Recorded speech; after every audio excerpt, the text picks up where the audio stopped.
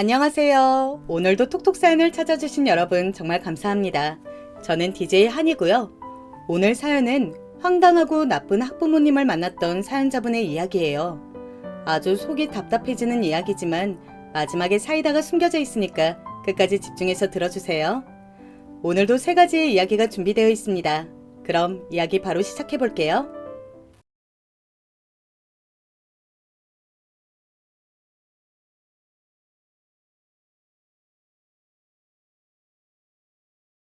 안녕하세요. 저는 30 중반된 여성입니다. 요즘 참 시끄러운 일이 많죠. 그중 가장 이야기 많이들 하시는 것 중 하나가 바로 교사와 교권 문제잖아요. 저도 이와 관련하여 겪었던 일이 있어서 이번 기회에 털어놔보고 싶어 사연을 보내드립니다. 저는 20대 중반의 교사가 되었어요. 벌써 10년 전이네요. 교사 경쟁률이 떨어졌다고 해도 임용고시는 여전히 어렵습니다. 사범대 나와서 임용고시를 볼 때 얼마나 긴장하고 열심히 노력했었는지 몰라요. 사실 좀 더 어른스러운 아이들을 상대로 대학 보내는 즐거움을 느끼고 싶다면 중고등학교 선생님이 되는 쪽이 좋습니다. 사실 중고등학교쯤 되면 뛰어난 아이들은 정말 뛰어나서 선생님들에 대한 예의를 잘 갖추는 아이들도 많아요. 물론 요즘 교권이 추락해서 교실 학생들 전반적인 수준도 떨어지기는 했지만 얌전하고 좋은 학생들도 여전히 있어요. 그런 아이들의 존재가 지워지고 피해를 입은 일이 많아져서 안타깝기는 하지만요. 그런데 저는 애초에 대학에 들어갈 때부터 초등학교 선생님이 되겠다고 마음을 먹었던 이유가 아이들을 너무 좋아해서였어요. 아직 중학교도 들어가기 전 유치원을 나와서 학교에 막 입학하는 그 조그만 아이들이 얼마나 귀여웠는지 몰라요.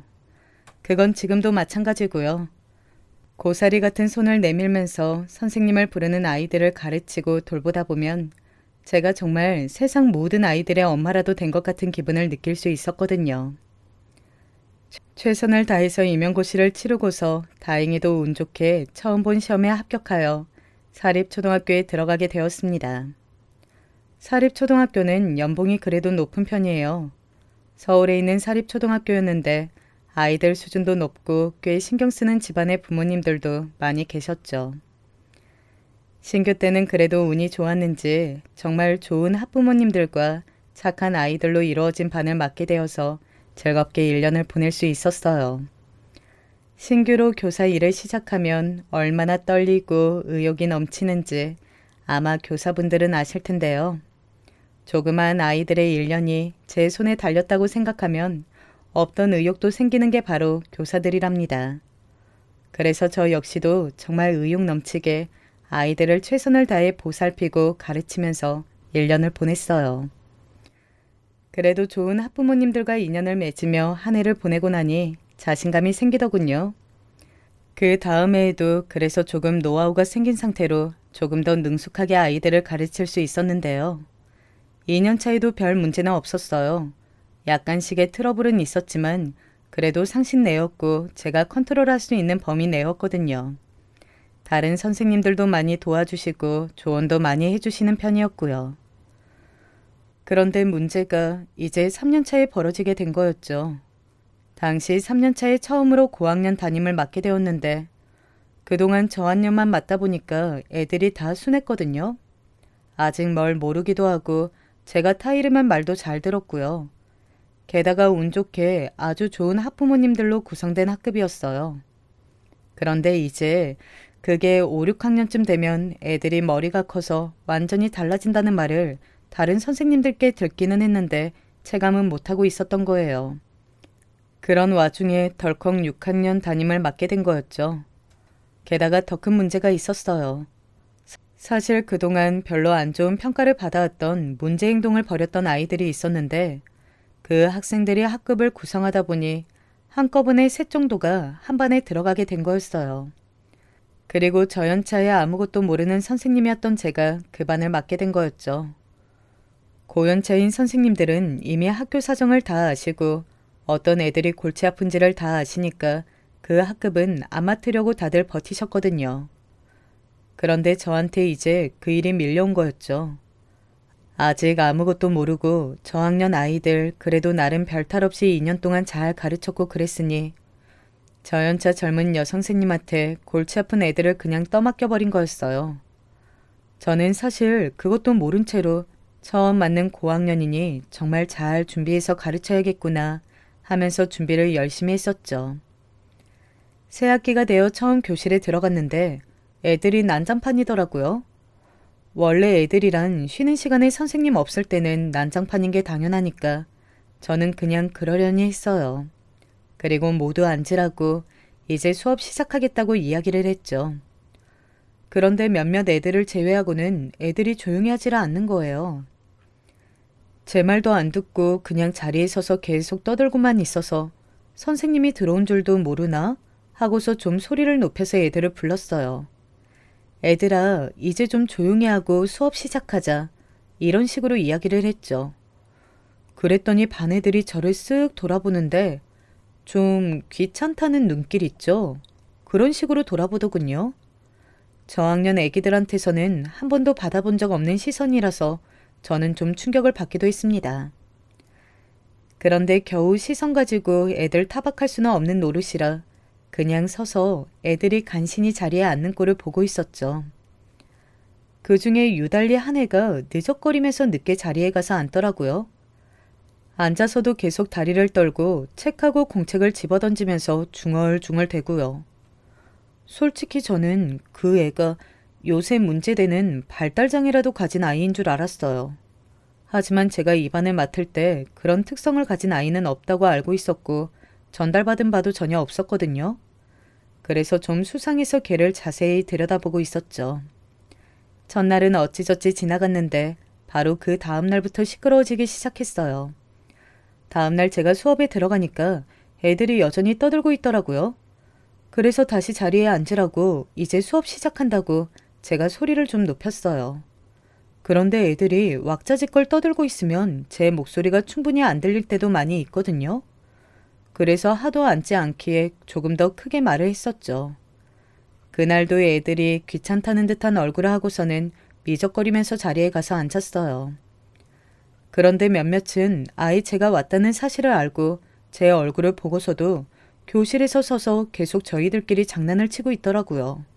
심지어 그 와중에 한 애는 교실 바닥에 찍찍 침을 뱉어대고 있었어요. 저는 애들한테 다가가서 화가 나는 것을 참고서 조용히 지시했습니다. 자, 애들아, 이제 수업 시작할 텐데 자리에 가서 앉아야지. 싫은데요? 순간 저는 귀를 의심했습니다. 아무리 요즘 애들이 건방지다고는 해도 초등학생이 이런 식으로 선생님한테 말대답을 할 수 있다니 믿을 수가 없었어요. 아무리 고학년이라고 해도 아직 중학교도 들어가지 않은 아이들이었는데 말이죠. 자, 자리에 앉아야 해요. 그래야 친구들하고 같이 공부를 하지. 하지만 어쨌든 요즘은 안 좋은 말로 꾸중이라도 하면 학생들이 도리어 선생님한테 반발한다는 것을 알고 있었기 때문에 저는 좋은 말로 타일렀습니다. 그렇게 건방진 아이들이 이런 말이 제대로 수능할 거라는 기대는 저도 하지 않았지만요. 싫은데요? 저 여기 서서 들을 건데요? 제 마음대로 할 건데요? 선생님이 뭔데 저한테 자리에 앉아라 마라 해요?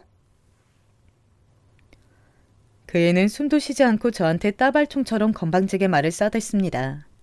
학급 애들이 전부 못된 건 아니었어요. 얌전하고 착한 애들은 놀란 채로 저와 그 학생의 눈치를 보고 있었죠. 하지만 그의 주변으로 하필 그 품행이 바르지 않은 애들이 모여 앉아 있어서 걔네들은 제 얼굴을 보면서 희죽희죽 웃고 있었어요. 제가 당황해서 얼굴이 굳어지는 반응을 즐기는 게 뻔했죠.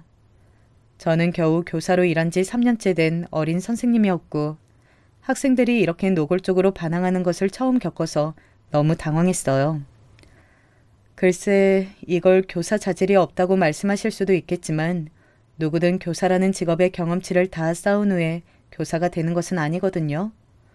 저도 당시 저연차 교사로서 아이들에 대한 경험이 무척 적은 상황이었고요. 솔직히 그러면 안 되는데 저는 저도 모르게 목소리가 높아졌어요. 선생님한테 그렇게 말하면 안 되는 거야? 버릇없이 이게 무슨 말버릇이니? 어?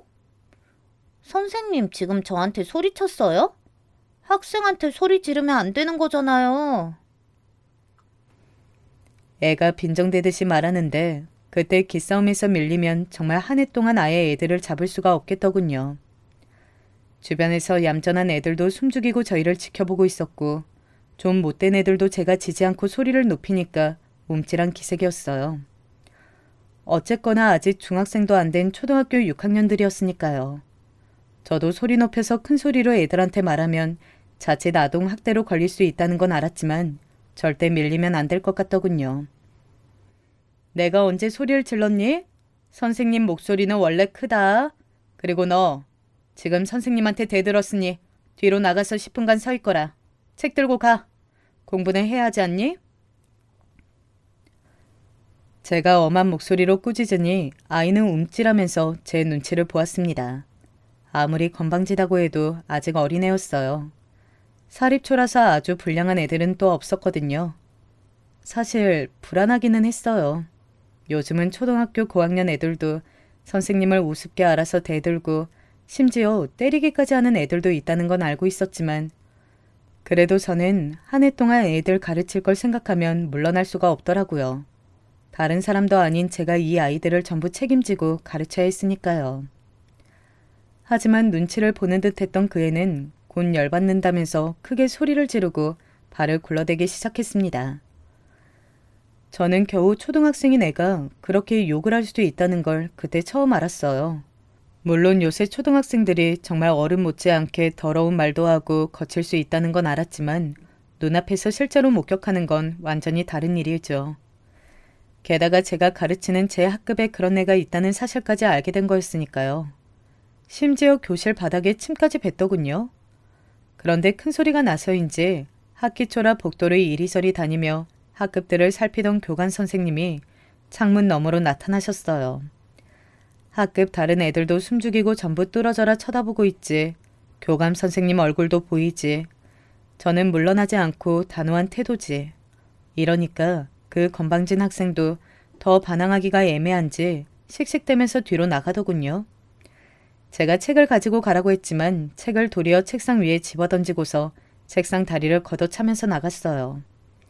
저는 너무 속이 울렁거리고 심장이 뛰었지만 침착한 척 다시 교탁으로 돌아와서 앞에 섰죠. 그러고 나서 책을 펴라고 하자 애들이 슬금슬금 눈치를 보면서 책을 다들 폈어요. 지금 제가 저 건방진 애하고 기싸움에서 이긴 것이라 애들이 제 말을 듣기 시작한 것이 느껴질 정도였죠. 창문 밖에서는 교관 선생님이 한참이나 지켜보다가 고개를 설레설레 젓고서는 곧 사라지셨어요. 10분이 지난 뒤 쿵쾅대면서 자기 자리로 돌아간 그 애는 노골적으로 불만을 표시하면서 책상에 엎드려서 제 얼굴도 보지 않더군요. 뭐 괜찮았어요. 학급 다른 친구들의 공부를 방해만 안 한다면요. 문제는 그런 애가 하나 있으면 학급의 면학 분위기가 애초에 다 흐려져 버린다는 거였죠.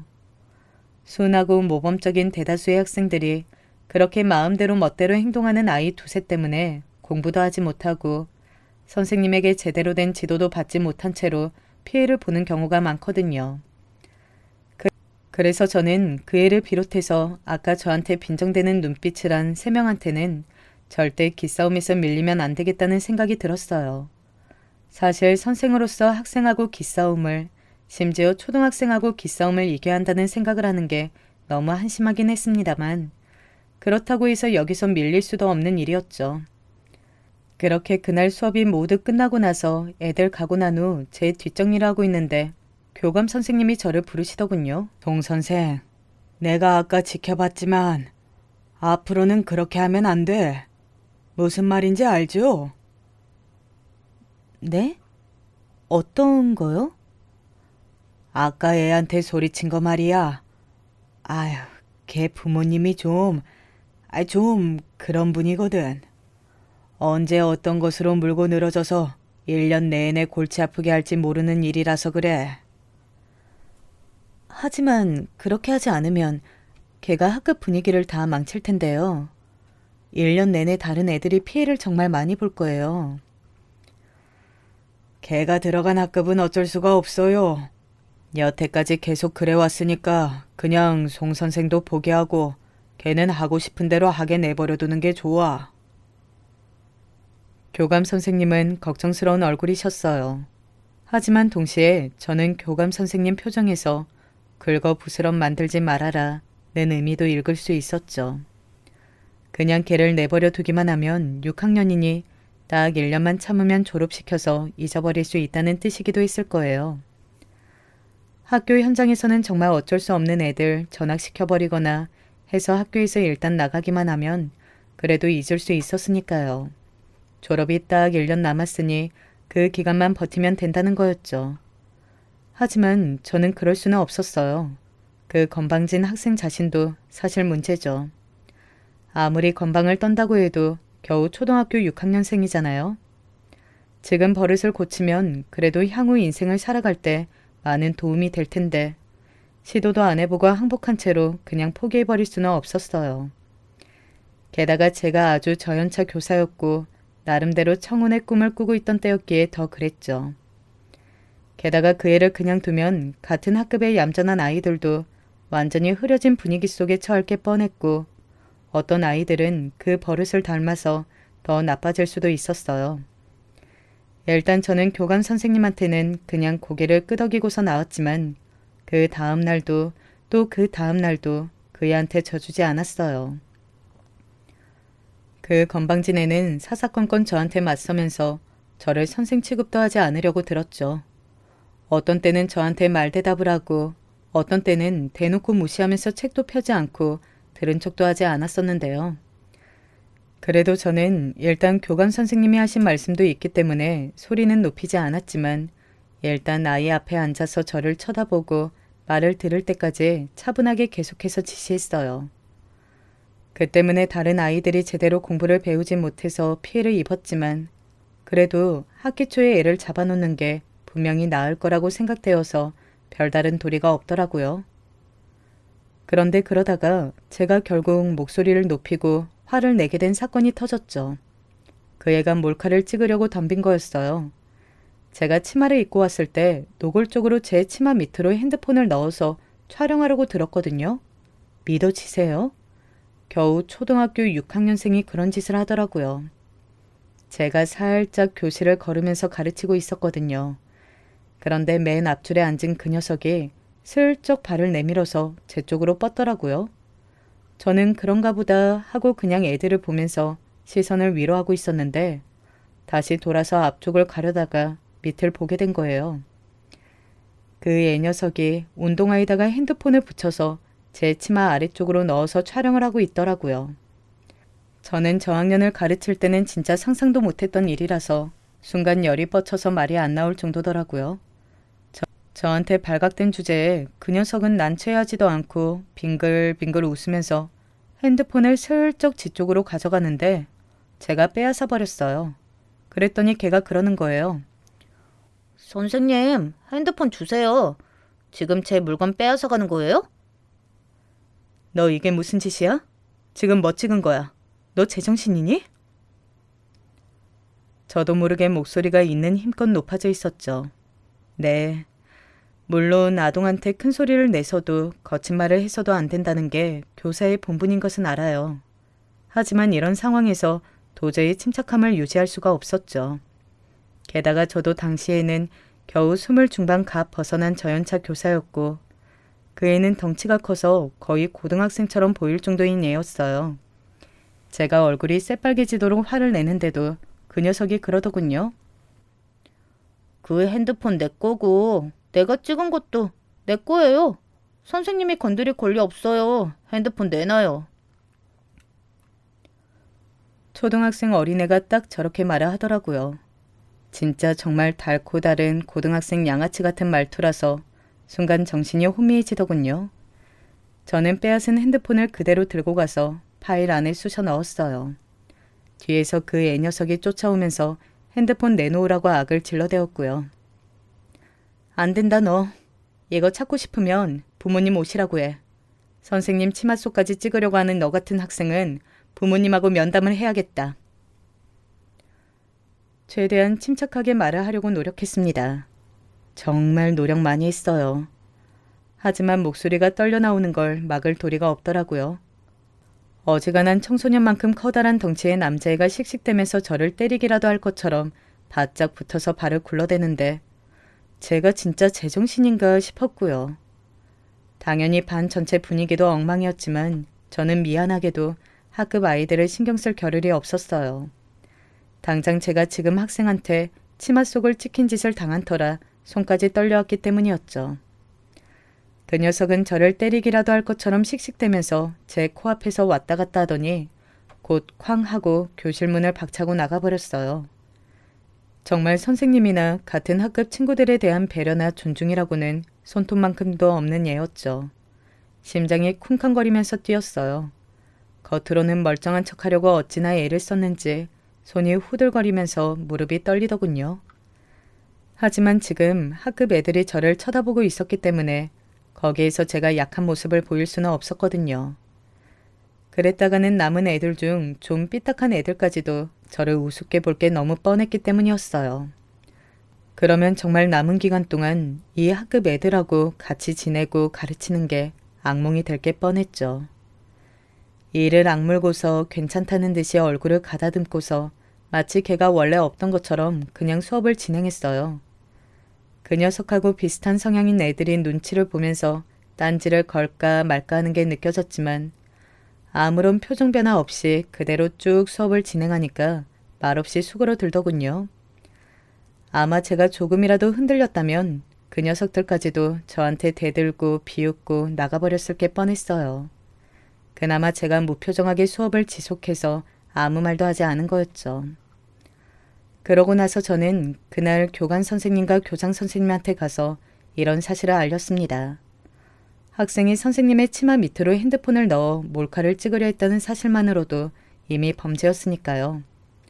하지만 교관 선생님도 교장 선생님도 별다르게 저를 위해서 화를 내주시지는 않았어요. 그냥 참 그 애가 잘못했다면서 그래도 선생님이니까 한번 참고 넘어가 주라는 말만 계속했죠. 저는 솔직히 이해가 되지 않았어요. 아니, 어떻게 이런 걸 참고 넘어가 주라는 건지 말이에요.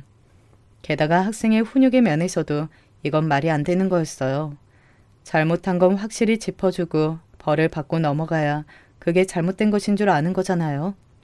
그런 과정을 거쳐야 나중에 사회에 나가서도 잘못된 일을 하면 안 된다는 사실을 알게 되는 거고요. 하지만 제가 아무리 말씀을 드려도 교감도 교장도 전혀 귀담아 듣지 않으시더군요.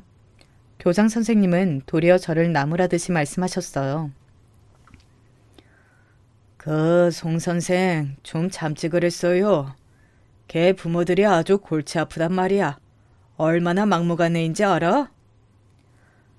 하지만 제가 이걸 참고 넘어간다고 해도 걔가 나중에 어떤 꼴이 될까요? 애를 가르치기 위해서라도 이건 그냥 넘어가면 안 되는 거라고 생각합니다. 그거야 우리가 알 바가 아니지. 이제 애들의 미래를 우리가 책임진다는 생각은 버려요. 그런 마인드로는 애들 가르치는 일 길게 못하니까. 아니 물론 손 선생이 아직 젊고 교직에 들어온 지 얼마 안 되어서 이상적인 생각을 하고 있다는 건 알아요. 하지만 그게 먹히는 시대가 아니란 말이지. 손 선생은 본인은 물론이고 다른 학생이나 선생님들까지도 다 너무 골치가 아파진다고. 본인 혼자만 힘들고 마는 게 아니란 말이야. 교장 선생님은 답답하다는 듯이 저한테 그렇게 꾸중을 하셨습니다. 제 잘못은 아무것도 없는 상태에서 상사한테 싫은 소리를 듣는 그 상황이 정말 이해가 가지도 않고 납득도 되지 않더라고요. 저도 원래 그렇게 얌전하거나 고분고분한 성격은 아닌데 그래도 아직 저연차 교사이기도 했고 학교라는 조직의 분위기상 항상 다소곳한 태도를 유지하고 있었어요. 그래서 교장 선생님한테도 그때 아무런 말대답을 하지 않고 그냥 듣기만 하다가 나왔었죠. 나와서도 정말 속이 뒤집혀서 퇴근을 할 수가 없더라고요. 교장, 교감 선생님과 한참이나 이야기를 하고 난 다음이라 이미 해가 거의 저문 다음이었는데요. 교무실에서 선생님들은 많이 퇴근하시고 난 다음이라 저는 한숨을 쉬면서 애한테 빼앗았던 핸드폰을 책상 위에 올려두었어요. 어차피 패턴으로 여는 것이라 저는 알 수 없었고 애 부모님 오면 면담한 다음에 열어서 제 치마 속 촬영할 영상을 지우게 해야 할 거라고 생각하고 있었거든요. 그런데 그때 제 핸드폰으로 전화가 오더라고요. 번호를 보니까 그의 부모님 번호였어요. 저는 애들 번호는 물론이고 부모님 번호까지 다 꼼꼼하게 저장을 해두었거든요. 그 애는 아마 저한테 혼나고서 곧장 부모님 퇴근하자마자 이야기를 한 것 같더군요. 그래서 마음을 단단히 먹고 걔 부모님한테도 쓴소리를 좀 하겠노라 결심한 이후에 전화를 받았죠.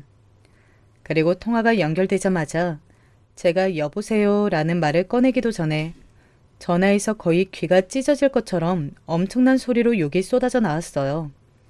아마 들어보지 못한 분들은 잘 모르시겠지만 전화기를 통해서 그 아기가 가득 눌러 담긴 상대방의 욕설이 저한테 쏟아지는 걸 들으면 거의 정신이 먹먹해질 정도예요. 저는 핸드폰을 들고서 대체 이게 뭔가 싶어서 멍하니 있었어요. 제가 알아들을 수 있는 말은 맨 끝에 문장 하나 정도였죠. 네가 교사면 다야? 너 내가 내일 학교 가서 죽여버릴 테니까 그렇게 알아. 신경질적인 남자 목소리였습니다. 보통은 어머님이 먼저 전화를 하시고 그 후에 면담이 잘 진행되지 않으면 아버님께 전화를 드리는 경우가 많았는데 이번에는 먼저 애 아버지가 먼저 전화를 한 거였어요. 정신이 먹먹해서 대답도 제대로 못하고 있는데 그대로 전화가 끊어지더군요. 저는 멍청한 상태로 앉아 있었어요. 다시 전화를 해서 사정 설명을 하고 이야기를 나눠보아야 할 것 같은데 도저히 그럴 수가 없더라고요. 그렇게 일방통행으로 욕설을 얻어먹었는데 바로 정신이 차려질 리가 없지 않겠어요? 그래도 한참 앉아있다가 손이 떨리는 걸 가라앉히고서 다시 그 번호로 전화를 해봤지만 저쪽에서 딱 끊더군요. 몇 번 더 해봤지만 계속해서 끊어버려서 저는 결국 아무것도 하지 못한 채로 퇴근을 할 수밖에 없었어요. 가족과 함께 살고 있었기 때문에 제 얼굴이 어두운 걸 보고 엄마가 급히 따라오면서 대체 무슨 일이냐고 물으셨죠. 너 왜 그러니? 무슨 일 있어? 얼굴이 너무 안 됐다. 별거 아니에요, 엄마. 그냥 좀 피곤해서. 애들이 말 안 들었어? 뭐 과일이라도 깎아줄까? 괜찮아요. 필요하면 이야기할게요. 저희 엄마는 가정주부로 평생 살아오신 분이라 굉장히 심약하셨거든요. 그러니까 제가 겪은 일을 그대로 말했다간 거품 물고 넘어가실 게 뻔해서 그냥 제가 입을 다무는 쪽을 선택했던 거였죠. 저희 아빠는 또 다혈질이셔서 이런 일이 생기면 화를 내실 거라 제가 말하지 않는 게 나았고요. 사실 우리 부모님도 나 보호하려고 애쓰셨었지 싶어서 마음이 조금 가라앉았습니다. 부모들은 항상 아이가 학교에서 혼나고 오거나 친구들과 싸우고 오면 마음이 불안정해지기 마련이죠. 아마 그 애의 아버님도 그런 게 아니었을까 싶었어요. 세상에는 참 여러 가지 사람들이 있어서 자기가 불안해지면 욕설로 그 불안을 해소하려고 하는 이들도 있었으니까요. 그 녀석의 태도로 봐서는 부모님도 공격성이 있을 것 같아서 그 정도는 감안하고 마음을 단단히 먹으려고 애를 쓰기도 했습니다. 그리고 다음날 저는 어느 정도는 각오를 한 채로 출근을 했어요. 그런데 아침에는 아마 시간이 없었는지 그의 아버님이 안 오셨더라고요. 그 녀석은 아무 기색도 없는 채로 출석해서 앉아 있었고요. 그런데 눈길도 안 마주치고 고개를 이리저리 팩팩 돌리는 꼴이 전혀 반성한 기색은 아니었죠. 아마 오후나 퇴근 이후에 오지 않을까 싶었을 때였어요. 딱 점심시간 직전인 시간이었는데 끝나기 거의 20분 전쯤 갑자기 교실 문이 벌컥 열려서 정말 깜짝 놀랐습니다. 제가 놀라서 돌아보니까 거기 어떤 중년 남자가 시근덕대면서 서 있더군요. 저는 누구냐고 물으려다가 직감적으로 그 사람이 그 녀석 아버님이라는 사실을 눈치챘어요. 오늘 이렇게 갑자기 찾아올 만한 사람은 그 아버님밖에 없었으니까요. 아버님, 혹시 오늘 면담하러 오셨나요? 지금 수업이 아직 안 끝났으니 조금 기다리셔야. 제가 그렇게 말을 하는데 그 학부모님은 기다리지 않고 그냥 교실로 성큼성큼 들어오시더군요. 그러더니 제 멱살을 잡고 다짜고짜 밀치셨어요. 저는 너무 창졸간에 일어난 일이라서 비틀거리면서 뒤로 거의 넘어질 뻔했는데 다행히 교탁을 잡아서 넘어지지 않을 수 있었죠. 그대로 넘어졌다면 아마 크게 다쳤을지도 몰랐는데 어떻게든 중심을 잡아서 간신히 서 있었어요. 그런데 그 아버님은 거기서 그치지 않고 교탁을 발로 차면서 소리를 질러대더군요. 네가 선생이면 다야? 어? 야, 네가 내 아들 핸드폰 뺏어갔어? 그거 너 강도질이야. 알아? 네가 무슨 권리로 얘 핸드폰을 빼앗아가? 너 공산당이야? 어? 남의 재산을 왜 손을 대? 그 아버님은 정말 말도 안 되는 소리를 하면서 목에 핏대를 세워가면서 소리를 질러댔습니다. 저는 그 아버님이 들어오자마자 제 멱살을 잡고 밀쳐서 놀라 손발이 떨리는 와중에 마구잡이로 고함까지 질러대니 견딜 수가 없었어요. 제 나이 겨우 20 중반 조금 넘었을 때였는데 저 연차 교사가 감당하기에는 힘든 일이었죠. 학급 아이들이 전부 다 놀란 눈으로 저를 쳐다보고 있는 가운데 그 녀석, 그 애녀석은 저를 비웃는 얼굴로 빙글빙글 웃으면서 쳐다보고 있더군요. 그리고 그 녀석 주변으로 앉은 비슷한 놈들도 희죽거리면서 쳐다보고 있었고요. 정말 머리가 아득해지는 기분이었어요. 그리고 너, 뭐 애한테 소리 질렀다며? 야, 너 그거 아동학대인 거 알아? 죽을라고 이게 확... 내가 너 고소해서 교사 잘리게 만든다. 알아? 이런 게 선생이랍시고 자리 보존하고 앉아가지고 애한테 소리나 지르고 말이야. 아버님, 진정하세요. 일단 말씀이라도 좀 들어보시고. 야, 됐어. 내가 지금 교장하고 교감한테 가서 단판 짓고 올라니까 너 진짜 가만 안 둔다. 그렇게 고함을 지르고서 그 아버님은 순식간에 애를 데리고서는 교실 밖으로 사라져버렸어요. 저는 이제 정말 다리가 떨려서 제대로 서 있을 수가 없더군요. 그렇게 제가 봉변을 당하는 사이에 점심시간 벨이 울렸고 차라리 다행이라는 생각이 들어서 저는 애들한테 밥 맛있게 먹으라는 인사만 간신히 한 채로 교무실로 들어왔어요. 당연히 저는 아무것도 먹지 못했죠. 그러고 나서 한 30분쯤 뒤에 교장실에서 내선 전화가 걸려왔어요. 송 선생, 다시 그 아버님께 전화드려서 정중히 사과드려. 그리고 애한테 핸드폰 돌려주면서 또 미안하다고 사과 꼭 하고.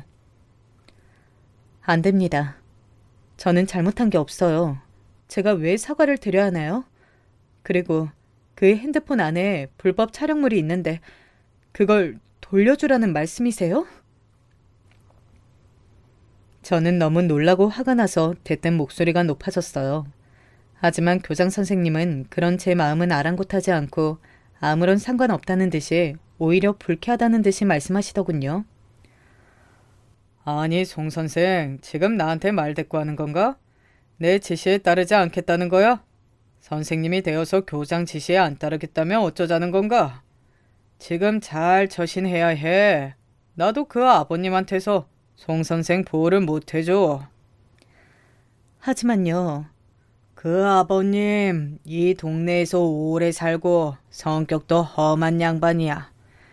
지난번 걔 4학년 때도 담임 선생님 고소해서 교사 바뀌었던 거 모르나?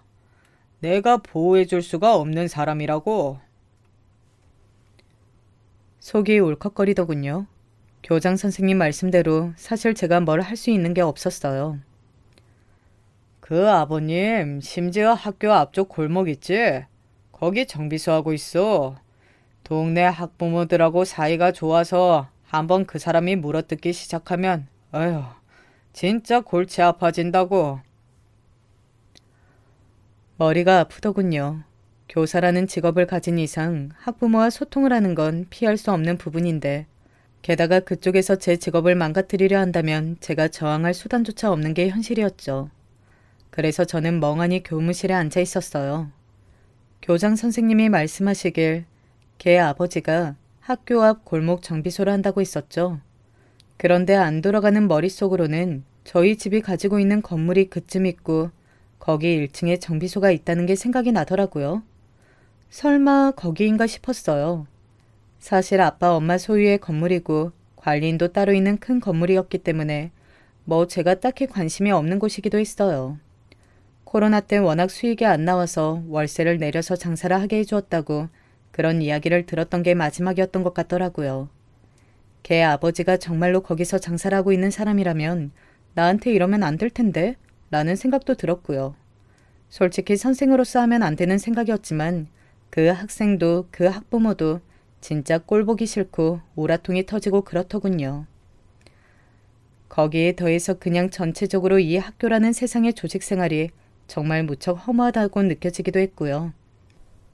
정신을 못 차리고 있으려니 곁에 있는 선생님들이 빨리 조퇴 먼저 하라고 지금 애들 가르칠 정신이 아닐 것 같다고 저한테 위로를 해주셨죠. 다른 선생님들이 대신 해주시겠다면서요. 아무래도 머리가 너무 아파서 병원이라도 가야 할 듯해서 선생님들의 호의를 고맙게 받고 일어나려는데 그 애녀석이 교무실로 찾아온 거예요. 저기요. 저 핸드폰 이제 주죠.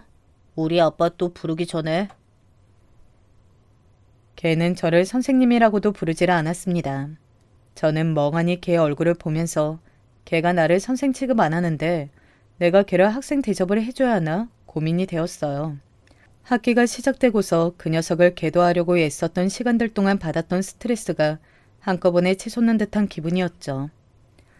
의기양양하게 저한테 핸드폰을 내놓으라는 그 녀석의 얼굴을 보다가 저는 고개를 저었습니다. 네 핸드폰 나한테 없는데? 뭔 소리예요. 가져갔잖아요. 부숴서 버렸는데? 아이씨, 뭔 소리예요. 가지고 있잖아요. 뭘 버려요? 걔는 당황하면서 저를 몸으로 밀치고 제 책상 서랍을 열려고 했어요. 그때 옆자리에 있던 선생님이 몸으로 얼른 끼어들면서 걔를 막아서셨죠. 뭐 하는 거니? 지금 너 다른 사람 물건 막 만지는 거야? 돌아가서 그냥 네 부모님하고 상의하고 다시 와. 선생님이 다 생각이 있으시겠지. 그리고 교무실에 있던 선생님들이 모두 같이 저희 쪽을 바라보셨어요. 많은 숫자의 시선이 있으니 과연 그 녀석도 더 행패를 못 부리고 씩씩거리다가 아빠 다시 올 거예요? 라는 한마디만 남기고는 사라져버렸죠. 저는 머리가 아파서 견딜 수가 없어서 머리를 짚었지만 그래도 동료 선생님이 너무 고마워서 웃어 보였어요.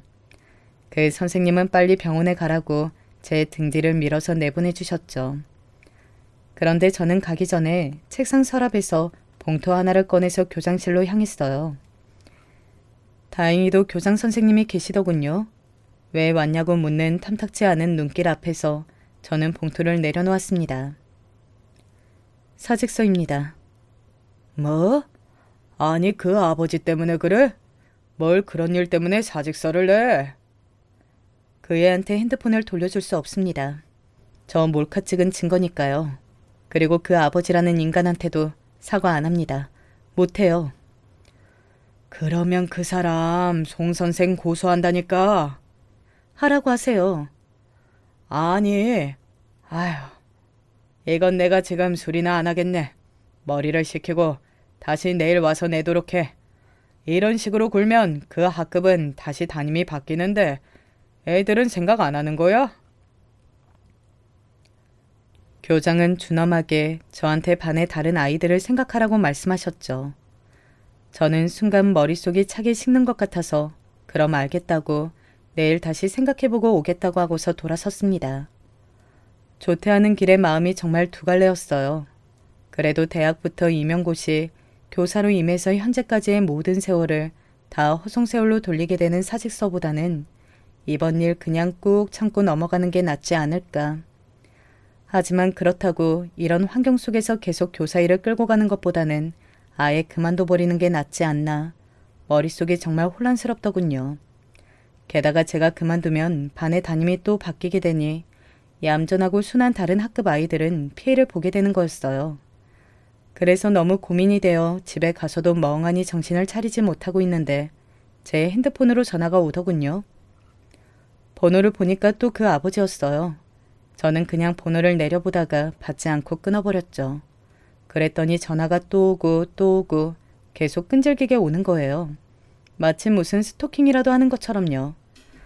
저는 정말로 핸드폰을 그냥 꺼버릴까 했는데 사직할 각오까지 한 마당에 대체 이 인간이 또 무슨 소리를 할까 궁금해서 한 10통쯤 왔을 때 전화를 받았어요. 그랬더니 예상했던 것처럼 또다시 욕설이 줄줄이 튀어나오더군요.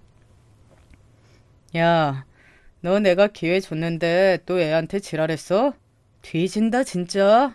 교장이 설설 기면서 한 번만 기회 달라고 해서 봐줬는데 핸드폰을 부쉈다고?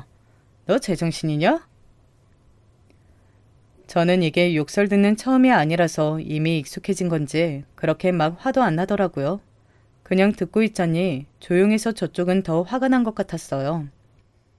야, 왜 대답이 없어? 이제 학부모가 우스워 보여? 내가 너 고소해서 꼭 길바닥에 나앉게 만든다. 내가 가만히 있을 것 같아, 어? 니네 부모는 너 그렇게 키웠냐? 선생이라는 게 가정교육을 어떻게 받은 거야? 야, 니네 애미 애비는 대체 뭐 하는 것들이길래 이런 걸 선생이랍시고. 저는 가만히 듣고 있다가 그 사람 말이 저희 부모님에게까지 가자 더 듣고 싶지 않아졌어요. 그래서 가만히 확인차 물어보았죠. 아버님, 이 동네에서 정비소 하신다고요? 그래, 내가 여기 아는 사람이 몇 명인데 내가 학부모들하고 이야기해서 너 가만히 안 둔다. 애 핸드폰 들고 와서 우리 집 앞에서 무릎 꿇고 사과해. 네 부모까지 와서 무릎 같이 꿇어. 듣다 보니 이게 정말 요즘 말하는 진상 학부모구나 싶더군요. 그래서 저는 그냥 내일 뵙죠라고 말하고서 전화를 끊었어요. 또다시 전화가 왔지만 아예 그 번호를 차단시켜버렸죠. 저는 그렇게 하고서 거실로 나갔어요. 제 방에서 아무 말도 없이 들어가서 저를 걱정하며 안절부절하시던 엄마가 저한테 얼른 달려오셔서 제 손을 붙들고 소파에 가서 앉으셨죠. 대체 무슨 일이야? 너 뭐 큰일 있지? 계속 얼굴이 너무 안 좋아.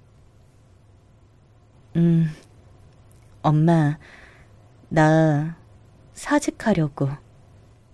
뭐? 그게 무슨 소리야? 무슨 일이 있었길래 그래? 엄마는 너무 놀라서 눈을 크게 뜨면서 물어보셨습니다. 솔직히 말하면 성인이 되어 직업적으로 독립했다면 이런 이야기는 다 해결된 다음에 부모님께 말씀드리는 게 맞다고 생각하고 있었어요. 하지만 이렇게 제가 구석으로 몰린 마당에 저희 부모님의 힘을 빌리지 않을 이유도 없었습니다. 유치하고 치졸하긴 해도 저도 그냥 있을 수는 없겠더라고요. 제가 그동안 있었던 일을 이야기하자 엄마 얼굴색이 새파랗게 변했다가 새하얗게 변했다가 아주 난리가 났더라고요. 엄마한테 스트레스를 드리고 싶지 않았는데 그렇게 화를 내시는 모습을 보니까 마음이 안 좋았어요. 엄마는 벌떡 일어나서 이리저리 왔다 갔다 하면서 입술을 잘근잘근 씹으셨습니다. 그런 짐승 새끼 같은 애비하고 자식 새끼가 다 있지. 근데 그런 것들이 선생님이 너한테 그 지랄을 했다고? 심지어 교장은 너한테 사과하라고 했고. 그래서 나 더 이상은 못 다니겠어요. 그냥 다른 곳으로 취업하려고. 그래. 그리고 네가 뭐가 모자라서 거길 계속 다니니? 넌 네 아빠 사업이나 건물 하나만 물려받아도 먹고 사는 데는 걱정 없어. 그 새끼들이 뭐 알지도 못하면서 고소? 고소 같은 소리 하네. 네 아빠 아는 정관만 몇 명인지 아니? 엄마가 거의 입에서 불을 뿜을 기세로 화를 내시더라고요. 그래서 제가 헤헤 웃었어요. 안 그래도 아빠한테 부탁드릴 게 있어. 아빠 건물 중에 우리 학교 앞쪽 1층에 정비소 있는 곳 있지? 있지. 그 정비소가 그 앱이라는 놈이 하는 곳이래. 뭐? 하면서 엄마는 더욱이나 길길이 뛰면서 화를 내시더라고요. 사실 그럴 수밖에 없었어요. 엄마가 하시는 말씀을 들어보니 그 정비소는 코로나 때부터 쭉 장사가 안 되어서 그때 한번 임대료를 내려주었고 요즘은 더욱이나 어렵다고 하도 우는 소리를 해대서 한 번 더 내려줬다더라고요. 심지어 요 몇 달간 그것도 제대로 내지 못했는데 하도 사정을 해서 아빠가 그럼 경기 회복되면 그때 갚으라고 독촉도 안 하고 계신데요. 그런데 그렇게 사정을 다 봐주고 있는 인간이 학교에서는 완전히 얼굴을 바꿔서는 담임 교사한테 지랄을 떨어대고 있었던 거였어요. 세상에, 난 정말 그 사람이 그럴 줄은 몰랐다. 엄마는 너무 어처구니가 없다는 듯이 말씀하셨어요. 그 인간이 부모님께 사정을 할 때는 그렇게 세상에 없이 가련하고 가엾은 가장처럼 말했다고 하시더라고요. 애가 둘에 아내도 아픈데 장사가 안 되어서 너무 힘들다고 제발 한 번만 봐달라고요. 돈이 없어 생활도 힘들다고 했다고 하는데 그렇다기에는 제가 압수한 애의 핸드폰이 아주 최신형이더라고요. 제 것보다도 훨씬 더요. 그리고 곧 아빠가 돌아오시자마자 엄마하고 저는 그 사정을 전부 아빠한테 이야기했어요. 아빠는 평상시에는 자상하고 다정한 분이지만 한번 화가 나면 급발진도 그런 급발진이 없거든요. 아무 말 없이 저와 엄마의 이야기를 듣고 계시더니 아빠는 곧 말씀하셨어요. 너 내일 아침 일찍 사직서 내고 와라. 교장 이야기 들을 것도 없다. 네가 애들 가르치는 걸 좋아해서 교사를 직업으로 삼은 거지. 생계 때문에 돈 벌어야 하는 것도 아니잖아. 그런 곳에서 네가 고생할 필요 없다. 아빠는 딱 잘라서 말씀하셨어요. 사실 저희 집이 뭐 저 하나쯤 돈 안 번다고 어떻게 되는 집은 아니었거든요. 이 동네에만 상가 건물 제법 큰 걸로 4채가 있고 서울 안에 좀 더 있었고요. 그리고 다음날 아침 아빠가 운전하시는 차를 타고서 저는 학교로 들어갔어요. 일부러 조금 늦게 가서 학생들이 드문드문 등교하고 있었죠. 저는 차에서 내려서 곧장 교장실로 갔어요.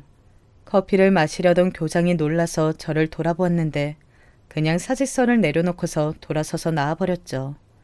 그리고 아빠가 기다리다가 차에서 내리셨어요.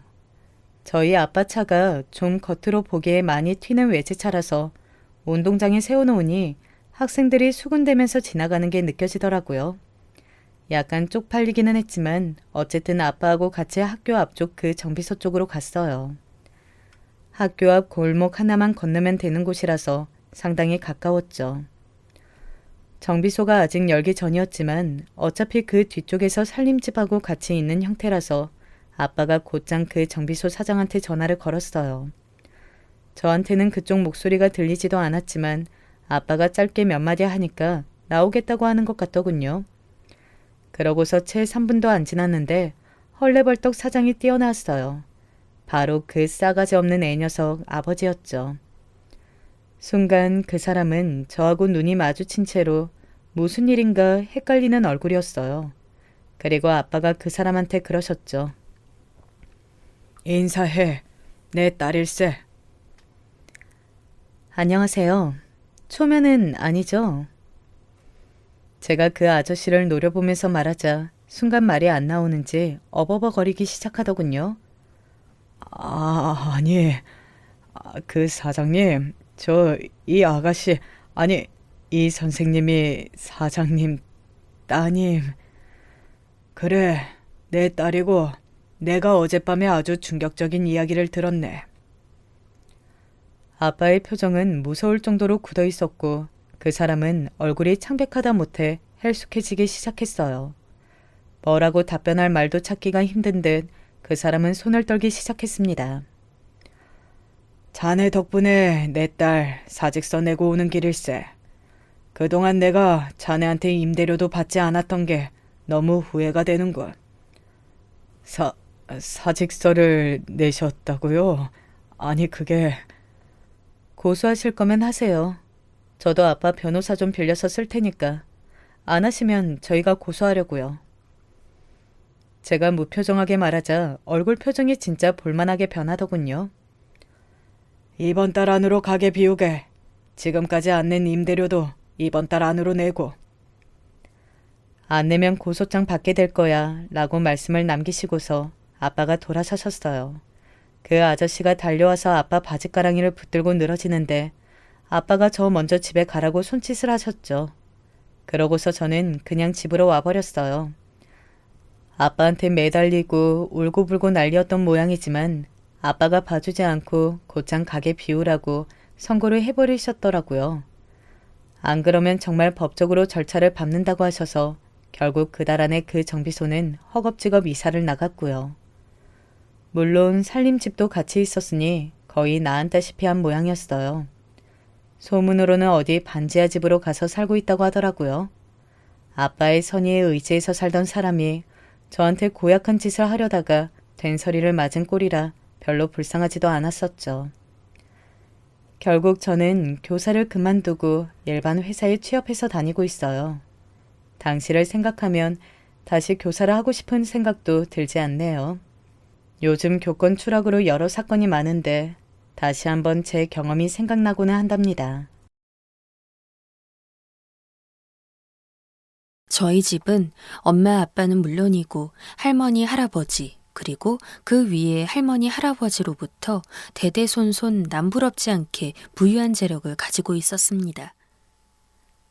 증조 할아버지와 할머니의 경우는 동네에서 제일 가는 지주로 이름을 날렸고 할머니 할아버지 또한 마찬가지였으며 저희 부모님 세대에 와서는 재산이 더 늘어나 진짜 이름만 대면 알 법한 어지간한 대기업 쪽 사람들을 제외하고는 저희만큼 돈 많은 사람들도 없을 정도입니다. 덕분에 저는 어릴 때부터 감사하게도 집안의 엄청난 지원을 받아 제가 하고 싶은 공부를 할 수 있었어요. 제 남동생도 마찬가지였죠. 누구보다 비싼 옷만 입고 비싼 음식만 먹었고 워낙 실력이 좋아서 어지간한 돈으로는 학생들도 잘 안 받는다는 선생님들만 골라서 초빙하여 집에서 과외를 받았어요. 다행히도 공부머리가 없진 않은 덕분에 수업 진도를 따라가는 것은 너무나 쉬웠고 제 스스로도 공부 잘하는 제가 너무 좋았죠. 보통 얼굴이 예쁘거나 아니면 잘 살거나 그것도 아니면 공부를 잘하거나 이 셋 중 하나만 갖춰도 만인의 부러움을 사지만 요즘은 예쁘면서도 집도 잘 살고 공부도 잘하는 사람들이 많잖아요. 저는 제가 그런 사람이 되고 싶었습니다. 그래서 저를 가꾸는 것도 열심이었고 당연히 공부도 누구보다 앞서 나갈 수 있도록 노력하는 게 당연했어요. 저는 주변 사람들로부터 무척 많은 부러움을 샀죠. 제가 의대에 합격했을 때는 정말 평소에는 연락도 안 하던 먼 친척에게까지 전화가 와서는 축하 인사를 받을 정도였죠. 부모님도 제 의대 합격 소식에 무척이나 좋아하셨습니다. 국내에서 의대 하면 첫손에 꼽을 만큼 좋은 곳이었거든요. 누구보다 실력 있는 의사가 돼서 많은 돈을 벌어야지. 그리고 유명해지는 거야.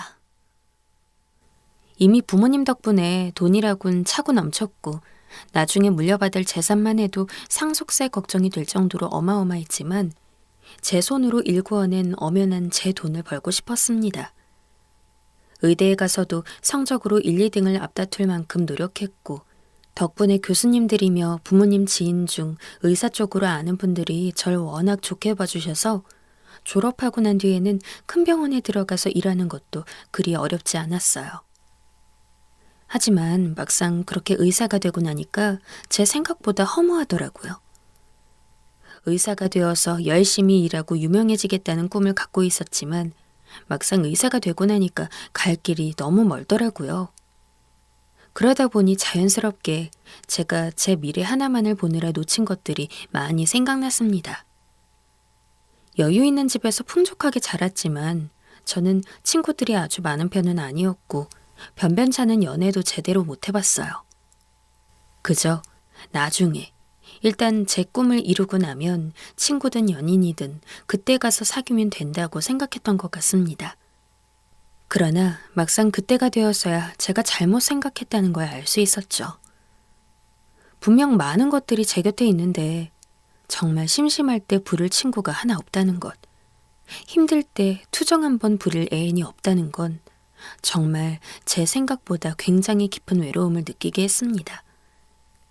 레지던트 생활을 끝내고 부모님 도움으로 제 이름을 앞에 단 산부인과를 개원하여 쉴 틈 없이 일하는 중에는 생각나지 않았지만 병원부를 모두 끈 뒤 집으로 돌아가면 익숙한 고독이 저를 덮쳤어요. 그 고독을 잊을 수 있게 된 건 지금의 남편을 만난 뒤였습니다.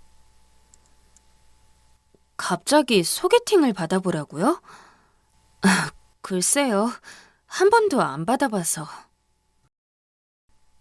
내가 오죽하면 선생님 생각이 나서 연락했겠어요. 마침 딱 나이대도 선생님이랑 비슷하고 성격 우직하고 강직한 게 잘 어울릴 것 같아서 그런 거니까 믿져야 본전이니 일단 데이트라도 한번 해봐요. 선생님은 상대방 직업 같은 거 별로 생각 안 할 것 같아서 내가 제의해보는 거예요. 남편은 레지던트 생활 당시에 얼굴을 알게 된 동료 레지던트의 소개로 만나게 되었습니다. 평소 친하게 지냈던 사람은 아니라 나중에 병원을 따로 개원한 뒤로는 연락도 몇 번 안 하다가 정말 오랜만에 연락이 왔던 거라 무슨 일인가 했는데 소개팅을 받아보라는 말이더라고요. 슬슬 제대로 된 연애 한번 해봐야 하지 않나라는 생각을 하긴 했지만 낯을 가리기도 하고 소개팅 같은 걸 한 번도 안 해봐서 조금 머뭇거리는데 하도 한 번만 만나보라고 후회는 없을 거라 그래서 그래, 만남도 내가 나서야 생기는 거지. 데이트한다고 문제 생기는 거 아니니까 한번 나가보자. 라는 마음으로 소개팅을 가게 되었어요. 보통 급이 맞는 사람끼리 만나는 경우가 많다잖아요. 하지만 저는 남자친구 혹은 남편 될 사람이 꼭 저와 같은 전문직이 아니라도 상관없었습니다. 그냥 성실하고 저를 평생 사랑해줄 사람이면 괜찮았죠. 돈은 제가 있으니까요. 그리고 소개팅에서 만나게 된 남편은 딱 제가 생각했던 이상형과 완벽히 가까웠습니다. 저는 아래로 동생들이 많아서 옛날부터 동생들 챙기느라 바빴어요. 아, 그러셨구나. 저는 남동생이 하나 있거든요. 승진 씨는 형제가 몇 명이에요? 3명이에요. 제가 장남이고요. 부모님이 바쁘셔서 예전부터 동생들을 제가 많이 돌봤는데 그 덕분인지 제가 저희 부모님보다도 살림을 잘해요. 남편은 가정적이고 가족에게 헌신적인 사람이었어요. 무분별하고 가볍게 연애를 많이 해본 사람도 아니었고요. 대화를 나누면 나눌수록 저는 그 소개팅 자리가 무척이나 마음에 들었습니다. 그래서 헤어지고 난 뒤에도 연락을 주고받으면서 제가 먼저 다시 한번 만나고 싶다고 이야기할 정도였죠. 몇 번 만나다 보니까 연인이 되는 것은 금방이었어요. 당시 저는 남편과 최대한 빨리 결혼하고 싶었습니다. 예전부터 결혼을 하고 싶은 사람을 만나게 된다면 지체 없이 결혼해서 아이 낳고 가족을 꾸리는 게 제 꿈이기도 했고 아무리 요즘 사람들이 늦게 결혼하는 게 추세라지만 그래도 결혼이 너무 늦어지면 애 낳는 데 있어서도 문제 생길 수 있으니 최대한 건강하고 괜찮을 때 모든 걸 해결하고 싶었거든요. 그러나 남편은 절 사랑하고 저와 결혼하고 싶다고도 얘기했지만 한편으로는 완강하게 결혼을 밀어붙이지 못했습니다. 나도 당신 너무 좋아해. 당신 같은 여자랑 결혼한다면 분명 그 누구보다 좋은 가정을 이룰 수 있을 거라 생각하고. 하지만 현실적으로 우리 집이랑 당신 집안은 너무 다르잖아. 나랑 당신 자체도 그렇고. 내가 당신 발목을 잡는 게 아닐까 싶어. 의사인 저와는 다르게 남편은 평범한 회사원이었고 남편 집안 역시 지극히 평범했습니다. 4명의 자녀를 돌보아야 했던 걸 감안하자면 가난한 편이라고도 할 수 있었죠. 그 때문인지 남편은 저와 연애할 때부터 약간 자격지심 아닌 자격지심이 있었어요. 데이트할 때 제가 비용을 내는 날이 더 많았는데 남편은 은연중에 그것도 늘 마음에 담아두고 있었던 것 같고 제가 어쩌다 비싼 가방이나 옷을 입고 나오면 내심 아닌 척하면서도 데이트 내내 그걸 신경 쓰기도 했어요. 저는 당연히 괜찮다고 당신이 신경 쓸 일이 아니라고 했지만 남편 입장에선 그게 또 아니었을 겁니다. 게다가 남편에게 언질없이 부모님에게 지금 사귀는 남자친구랑 결혼하고 싶어요. 라고 말한 적도 있는데 부모님은 네가 정말로 좋아하는 사람이면 우리는 어지간해선 허락하겠다만 라고 하면서도 내심 남자친구 직업이나 남자친구 집안이 저와 맞지 않는다는 생각에 아주 흡족해하진 않는 느낌이었어요.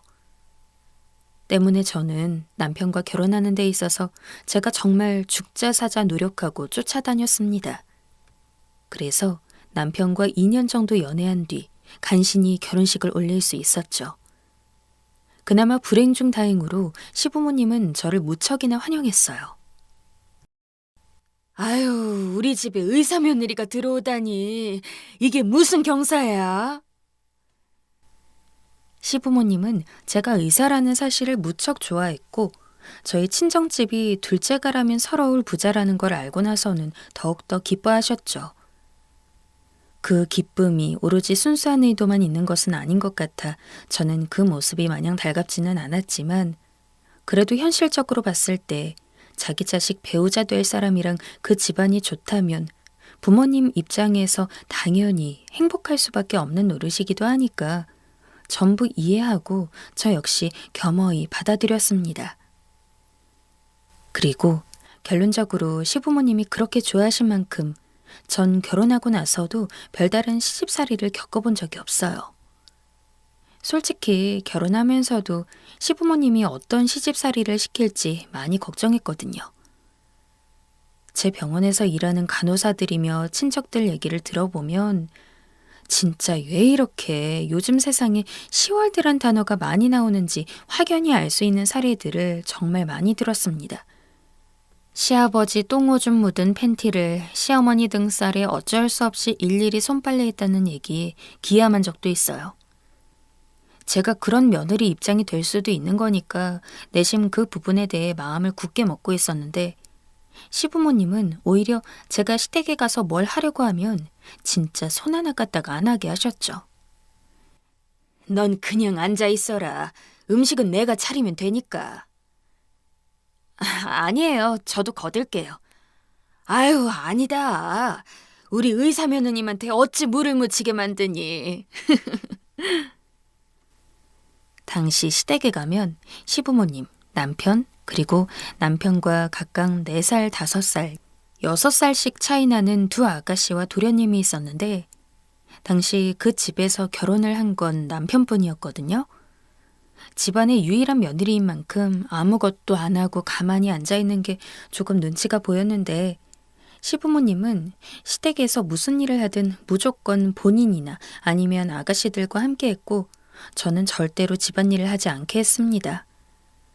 명절에 전부 치는 것도 늘 저만 빼고 했고 그 외에 크고 작은 집안 행사가 있을 때도 상차림이라던가 청소라던가 모든 것들이 전부 저만 면제였어요. 처음이야 그런 대접이 어색하고 그랬지.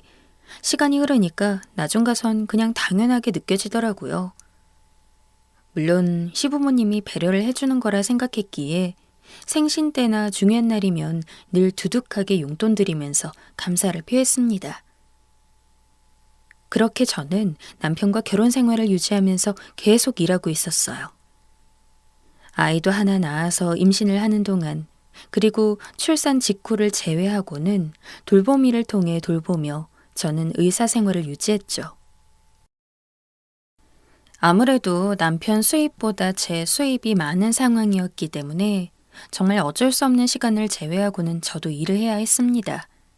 그리고 저 스스로도 의사 일을 좋아했기 때문에 아이를 낳았다고 하더라도 아예 포기할 수 없기도 했고요. 아이를 대신 돌봐주는 사람이 있어도 엄마로서 제가 책임져야 할 부분이 있었기에 일과 육아를 병행하는 것은 어려웠습니다. 그래도 남편이 어느 정도 함께하기도 했고 주변 사람들이 도움을 준 덕택에 버텨나갔어요. 그렇게 아이가 2살 정도 됐을 때 아무 일도 없이 평온한 날들을 보내고 있던 어느 날 집안에 갑작스러운 비보가 생겼습니다. 바로 남동생의 죽음이었죠. 세연아, 네가 어쩌다 이렇게 일찍 가버린 거야? 남동생은 대학을 졸업하고 국내에서 가장 유명하다고 할 수 있는 대기업에서 일하고 있었어요. 저만큼 공부 욕심 많은 아이였고 학생 때부터 그 기업에 꼭 들어가고 싶다고 얘기하며 끊임없이 노력해온 동생이었기에 동생이 해당 기업에 합격했을 때 저희 가족 모두 축하하면서 파티를 열었던 기억이 아직도 선명합니다. 누나와 남동생답게 가끔씩 싸우기도 했지만 기본적으로 가족을 사랑하고 누나인 저를 잘 따르는 동생이었기에 여느 남매보다는 서로 연락도 많이 하고 함께 시간을 자주 보냈어요. 비록 동생이 일을 다니고 제가 결혼하고 나서부턴 예전처럼 자주 만나진 못했지만 늘 걱정 어린 문자를 주고받으며 멀리서나마 서로를 생각하고 응원하고 했습니다. 그런데 그런 남동생이 교통사고로 그 누구도 예상치 못하게 갑작스레 세상을 떠났습니다. 부모님도 당연히 난리가 났고 늦게 연락받은 저 역시 장례식장에서 허망하게 동생을 보내야만 했어요. 동생이 가고 나서도 정말 제정신이 아니었죠. 지금 당장이라도 전화를 걸면 동생이 받아서는 누나, 웬일이야? 라고 할 것 같고 문자를 보내면 바로 답장이 와서 이야기를 주고받을 것만 같은데 이미 저는 결혼으로 인해 분가해서 사느라 남동생과는 떨어져 있던 지 오래됐음에도 불구하고 어느 때든 원하면 남동생을 만날 수 있다는 전제 조건이 있던 상황과 그렇지 않은 상황은 제게 다가오는 감의 자체가 천국과 지옥이라고 비교할 수 있을 만큼 많은 차이가 났습니다. 소중한 남동생이 떠나고 나서 남은 것은 본가에 있는 남동생의 집 몇 개와 그리고 보험금이었습니다. 부모님이 지인들의 도움 요청으로 보험을 워낙 많이 들어둔 덕에 수령할 수 있는 보험금이 4억 정도 되더라고요. 저희 부모님은 그 보험금을 모두 제게 주고 싶어 하셨습니다. 그러나 저는 그 돈을 선뜻 받을 수가 없었어요. 그 돈이 있다면 당연히 지금보다는 조금 더 편하게 살 수 있겠지만 당장 그만한 돈이 필요한 것도 아니었고 무엇보다도 제 동생의 목숨값인 만큼 마냥 큰 돈이라고 해서 기쁘게 받아들일 수 없더라고요. 집에 돌아와서 남편에게 참 많은 위로를 받았어요. 남편은 분명 착하게 살았으니까 좋은 곳에 갈 거야. 당신도 너무 힘들어하고 슬퍼하지 마. 그런 모습 보면 하늘에서 얼마나 안타까워하겠어. 라며 제 기분을 풀어주기 위해 애썼고 저는 그런 남편의 위로를 받을 때마다 아, 내가 결혼 정말 잘했구나 라는 확신을 얻었습니다. 딱 그 이야기를 하기 전까지만요. 얼마 전에 우리 엄마랑 아빠가 그러더라. 세연이 보험금을 내가 받아서 썼으면 좋겠다고. 한 4억 정도 된다는데 내가 그냥 그러고 싶지 않다고 했어. 다른 것도 아니고 우리 세연이 떠나고 남은 돈인 건데 그걸 받는다고 해서 잘 쓸 수 있을지도 모르겠고. 남편에게 보험금 얘기를 한 건 별 뜻 없었습니다. 그냥 말 그대로 이런 일이 있었다는 걸 알려주기 위함이었고 저는 제가 봐온 남편이라면 당연히 그런 제 선택을 이해해 줄 거라 생각했어요. 그러나 남편은 보험금 이야기에 전에는 한 번도 보여주지 않던 정색까지 해가며 저를 힐난했습니다. 아니, 보험금이 4억이나 되는데 그걸 거절했다고? 왜 그랬어 대체? 왜 그랬냐니. 내 입장에서 내 동생 목숨값을 그렇게 쉽게 받아들일 수 있을 리가 없잖아. 게다가 당장 우리가 큰돈이 필요한 상황이면 몰라도 그런 것도 아닌데. 아무리 그래도 그렇지. 그렇게 큰 돈은 미리 받아두면 좋은 거잖아. 물론 남은 자식은 당신 하나니까 나중에 장모님이랑 장인어른 돌아가시면 두 분 재산은 다 당신께 된다고 해도 지금 4억을 갖고 있으면 혹시나 나중에 급정 같은 거 필요할 때 쓸 수도 있고. 지금 그게 중요한 거야? 세연이가 죽었는데 그깟 돈이 무슨 소용인데? 그 돈이 아까워서 나한테 지금 설교하고 있는 거야? 당신 그런 사람이었어? 지금 고작 돈 때문에 눈이 돌아간 거야? 그거 세연이 목숨값이야. 그 누구도 함부로 쓸 수 없어. 절대 다시는 내 앞에서 그 돈 이야기 꺼내지 마. 남편은 제가 동생의 보험금을 마다한 것이 멍청한 짓이라며 저를 설득하는데 무려 30분을 넘게 했어요. 저는 그런 남편 모습에 말대꾸 아닌 말대꾸를 하면서도 어안이 벙벙했죠. 왜냐하면 지금껏 결혼 생활을 유지하면서도 그런 남편의 모습을 한 번도 본 적 없었으니까요. 남편은 제가 어떤 선택을 해도 제가 그렇게 생각해서 정한 거면 그게 맞다고 해주는 사람이었고 단 한 번도 제 선택에 있어 이런 식으로 반대한 적이 없습니다. 아니, 그게 아니라 당신 냉정하게 생각해야 해. 죽은 사람은 죽은 사람이야. 막말로 당신이 동생 생각에 4억이나 되는 보험금을 거절했다고 해서 하늘에 있는 처남이 그걸 알아줄 것 같아? 절대 아니야. 설사 알아준다고 해도 그게 대체 무슨 소용인데?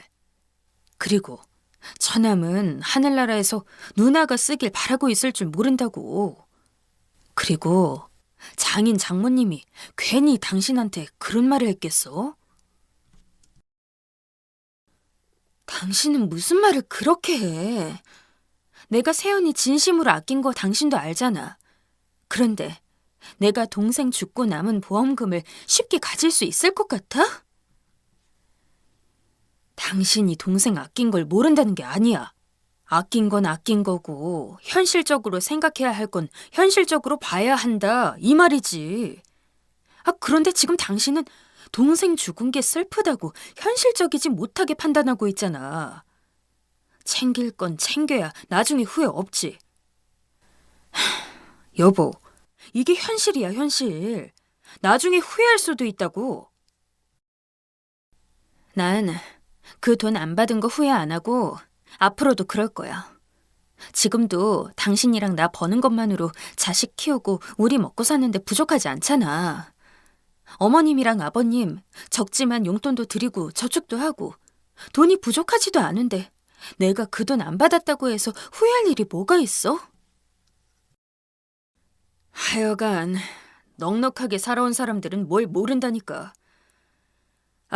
됐어. 아무튼 다시 한번 잘 생각해봐. 뭐가 진짜로 당신 위하고 우리 위하는 길인지. 예상치도 못한 남편과의 말다툼에 전 기분이 많이 상했어요. 그러나 남편도 남편 나름대로 정말 현실적인 측면에서 생각하고 이야기한 거라고. 지금 당장은 남동생이 하늘에 간 지 얼마 안 됐으니 제가 너무 예민해서 맞는 말도 안 좋게 받아들이는 걸 거라고 절 위로하면서 넘어갔습니다. 물론 그렇다고 해서 남동생의 보험금을 받는 쪽으로 생각이 변한 건 아니었어요. 부모님은 나중이라도 괜찮다고 필요하면 꼭 이야기하라고 말했지만 알겠다고 하면서도 저는 내심 확신했어요. 최소한 제가 살아있는 한 제가 먼저 돈이 급해 남동생의 보험금을 달라고 할 일은 없다는 걸 말이죠. 저는 그렇게 남편과 이야기가 다 끝났을 거라 생각했어요. 그러나 갑작스러운 시어머니의 부탁에 저는 이 문제가 생각보다 깊은 불화로 이어질 것이라는 걸 예감했죠. 진성이 애미야, 이번에 보험금 받을 일이 있다면서? 저는 남편을 제외하고는 부모님이 제안한 남동생의 보험금에 대해 그 누구에게도 이야기한 적 없었습니다. 그러나 시어머니는 제가 말하지도 않은 남동생의 보험금을 알고 있었죠. 남편이 시어머니한테 이야기를 한 거예요. 순간 분노로 손끝이 차가워졌지만 그냥 남편이 별 의미 없이 말을 전한 것이라 생각하고 네, 어머님. 그런데 받지는 않을 거예요. 제가 당장 돈이 필요한 것도 아니고 무엇보다도 동생이 죽고 남긴 돈이라 그런지 받는다고 해도 쓰기가 어려울 것 같아서요. 라고 최대한 아무렇지 않게 답했습니다. 그러나 시어머니는 제 말을 듣자마자 남편과 똑같이 이야기했습니다. 에휴, 승진이가 그렇게 이야기해서 혹시나 했더니 정말 내가 너보다 인생을 더 산 선배로서 말할 테니까 오해하지 말고 듣거라. 너 진짜로 그 돈 안 받을 생각이었니? 왜 그렇게 미련하게 굴어? 죽은 사람이 뭘 알아준다고. 오히려 네 사돈 총각은 그 돈 받아서 네가 써주는 걸 더 좋아할 텐데. 하나는 알고 둘은 모르는 거니? 어머님, 그 이야기는 이미 끝난 거. 내가 말이 나와서 하는 말인데 그 보험금 모른 척 받아서 우리 승미 결혼 자금으로 좀 대줄 수 없니?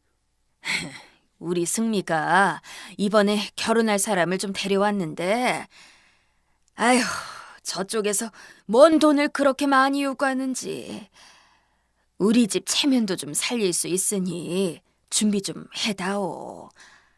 내가 그냥 달라는 게 아니고 빌려달라는 거야. 내가 조금씩 갚아 나가마. 저 그 보험금 받을 생각도 없어요, 어머님. 제가 개인적으로 저축한 돈도 그렇게 많지 않아서 금전적으로 도움드리기는 힘들 것 같아요. 너는 네 남편 동생이 결혼한다는데 그 정도도 도와주기가 힘드냐? 시어머니는 그 보험금으로 아가씨 결혼을 도와줘야 한다면서 제가 안 된다고 하자 진짜 귀에 피가 날 정도로 싹 변해서 엄청난 욕을 퍼부었어요. 집 밖에 모르는 것이라느니, 집 좀 잘 산다고 돈 귀한 줄 모른다느니, 남편에 이어 시어머니까지 남동생 보험금에 혈안이 되어 있는 모습을 보니 모든 것에 정이 떨어졌어요. 게다가 결혼 예정인 아가씨까지도 저한테 전화를 해서는 언니, 어떻게 그러실 수가 있어요? 라며 징징거리는 통에 저는 이걸 그냥 가만 넘어가서는 안 되겠다고 생각했죠. 원래는 남의 일이기도 하고 제가 신경 쓸 상황도 아닌 만큼 평생 이야기하지 않으려고 했는데 아가씨는 결혼하려던 남자 이전에 다른 사람과 동거를 몇 년 동안 한 이력도 있었고 심지어는 아이가 생겨서 급히 지운 적도 있거든요. 제가 낙태를 도와준 적이 있기 때문에 충분히 증명할 수 있는 것들이 많았습니다. 저는 이미 남편을 포함해 시댁 식구들과 아예 갈라설 생각을 하고 있었고 자기 돈도 아닌 엄연히 저희 집 돈에 눈이 멀어서 제 남동생의 안타까운 죽음조차 기리지 못하고 그저 4억이라는 보험금 타령만 해대는 시댁 식구들에게 복수를 하고자 아가씨가 결혼할 거라고 이야기하는 남자의 페이스북 계정을 찾았어요. 그리고 아가씨의 동거 사실, 낙태 사실에 대한 것들을 전부 이야기하고 증거 사진까지 첨부해서 메시지를 보냈어요. 이거 다 알고도 결혼하시는 거면 쓸데없는 이야기 한 거 죄송합니다. 하지만 만약 모르셨다면 결혼은 다시 한번 재고해 보시는 게 나을 거예요. 이 집안 사람들 다 돈에 미쳐 있고 괜히 멀쩡한 사람 들어와서 고생하지 말라고 메시지 보내는 겁니다. 그리고 저는 남편에게 이혼하자고 이야기한 뒤 제 집에서 남편을 쫓아내고 이혼 서류만 시댁으로 보냈습니다. 당연히 시댁은 난리가 났어요. 제가 이혼을 하자고 해서 그런 것도 있지만 아가씨와 결혼하려던 남자가 결국 결혼을 물은 모양이더라고요. 남편은 절대 이혼 못한다고 하고 오히려 저를 고소하겠다 말하길래 알아서 하라고 으름장을 놓았어요. 지금은 이혼 소송을 밟고 있습니다. 지금 생각해보면 남동생이 뒤늦게나마 절 구해주는 게 아닌가 싶어요. 하루빨리 이혼하고 저도 제 온전한 삶을 찾고 싶습니다. 여러분, 솔직히 두렵습니다. 사연을 담담하게 써내려갔지만 제가 올바른 선택을 한 건지 여러분들에게 확인을 받고 싶어 이렇게 사연을 보내는 게 제 진심이었어요. 모든 게 두렵습니다. 인간관계에 치가 떨리네요. 저 잘한 거 맞죠? 저 좀 위로해 주세요.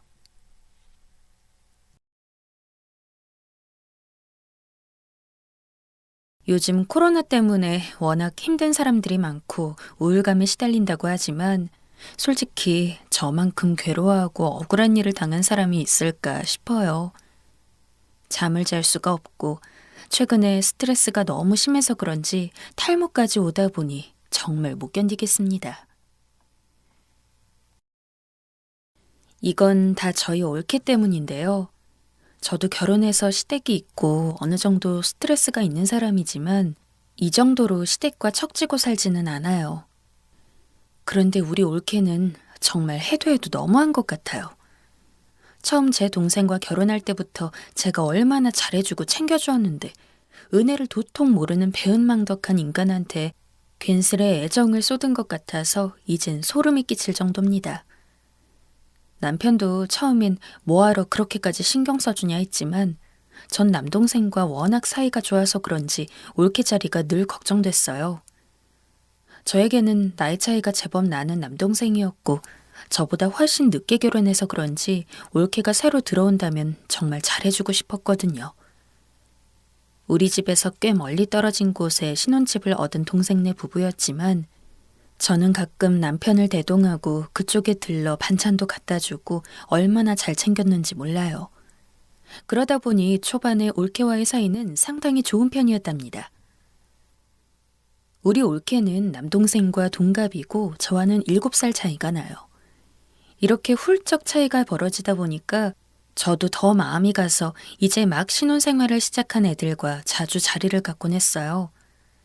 처음에는 친구들이 저한테 거북한 얘기를 많이 하더라고요.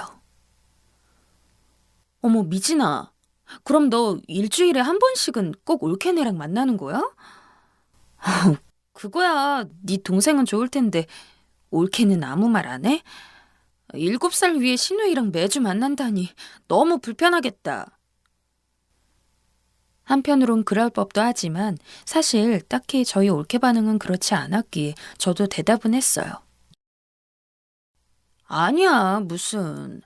우리 올케는 나랑 만나는 거 얼마나 좋아하는데 만나서 남동생 흉도 보고 가끔 같이 수영도 다니고 진짜 편하게 잘 지내고 있어. 수영 다니자고 제안했던 것도 올케인데? 사실 그 말 그대로 올케는 저와 만나서 카페도 가고 가끔 남동생 없을 때 집에 불러서 시간 보내는 게 좋았던 것 같아요. 구민회관에서 하는 수영도 본인이 같이 다니자고 저에게 알려주었기에 몇 달 같이 다니기도 했었거든요. 그러다 보니 꽤 깊은 얘기들도 많이 나누게 되었어요. 올케도 저한테 어느 정도 마음을 열었는지 정말 친언니 같다면서 많은 이야기들을 털어놓았답니다. 저도 듣고 무척이나 안쓰러웠고요. 형님, 사실 저희 아빠가 저 어릴 때 집을 나가셔서 그때 너무 힘들었어요. 그때 상견례 때도 보셨겠지만 아빠를 그 자리에 나오도록 하느라 얼마나 공을 들였는지 몰라요. 젊을 때도 저희 엄마 고생 너무 많이 시키셨는데 나중에 저렇게 연세가 들어서 집으로 다시 들어오신 거예요. 그래놓고 막내딸이 시집 간다니까 아빠 노릇하겠다고 하는데 아빠와의 공백이 너무 길어서 그런지 너무 어색했어요. 이런 얘기를 들으니 참 찡하기도 하고 저는 부모님 두 분 다 멀쩡히 잘 계시는 환경에서 자라왔기에 올케의 마음을 가늠하기 어렵더라고요. 그렇게 고생했다고 하지만 나름 잘 커서 직장도 일찍 다니고 이렇게 결혼도 한 걸 보니 대단하다는 생각을 했어요. 그러면서 올케가 덧붙이는 말은 꽤 저를 흐뭇하게 했답니다. 사실 전 언니는 없고 위로 오빠들만 있어서 형님 같은 언니가 있는 게 너무 좋아요. 엄마가 너무 고생하시는 바람에 응석도 제대로 못 부려보고 컸거든요. 그런데 이렇게 먼 친척 언니 마냥 형님이랑 같이 다니면서 오순도순 얘기도 나누고 시간도 보낼 수 있으니까 정말 만족해요. 저는 결혼하고 진짜 행복을 알게 된 것 같아요. 올케의 말 하나하나가 어찌나 예쁘던지 저도 그 말에 화답하는 마음으로 더더욱 잘 챙겨주게 되었어요. 가끔 회사에서 화나는 일이 있거나 남편과 다투는 얘기거나 이런 것들을 저도 꽤 소소하게 했답니다. 그때마다 올케 역시 밤새도록 제 얘기를 들어주기도 하고 같이 밥도 먹으면서 위로도 아주 따뜻하게 해줬었고요. 그런데 이렇게 잘 지내던 우리에게도 그 사이를 시험하듯 어떤 관문이 닥쳐오게 되었는데 안타깝게도 그 장애물을 잘 넘기지 못했어요. 사실 이게 누구의 잘못인진 잘 모르겠고 신우 올케 사이는 아무래도 이런 게 어려운 건가 싶어 괜히 생각이 많아지더군요. 제가 아무리 잘해준다 한들 신우이라는 이름표를 달고 있어서 그런지 올케가 조금씩 거리를 만들어 가더라고요. 그날 일은 솔직히 제가 서운하다고 보는 게 맞는데 말이에요. 저는 올케와 남동생을 둘 다 똑같이 공평하게 보고 있었고 마음이 더 갔다면 올케한테 갔다고 보는 게 맞을 정도였거든요. 그런데 올케는 그날 뭔가 오해를 했는지 이후로 조금씩 연락을 대놓고 줄여가는 게 아니겠어요? 그것도 너무 티나게 말이에요. 그날 무슨 일이 있었냐면 평소같이 우리는 동네 근처에서 만나 같이 장을 보기로 했었어요.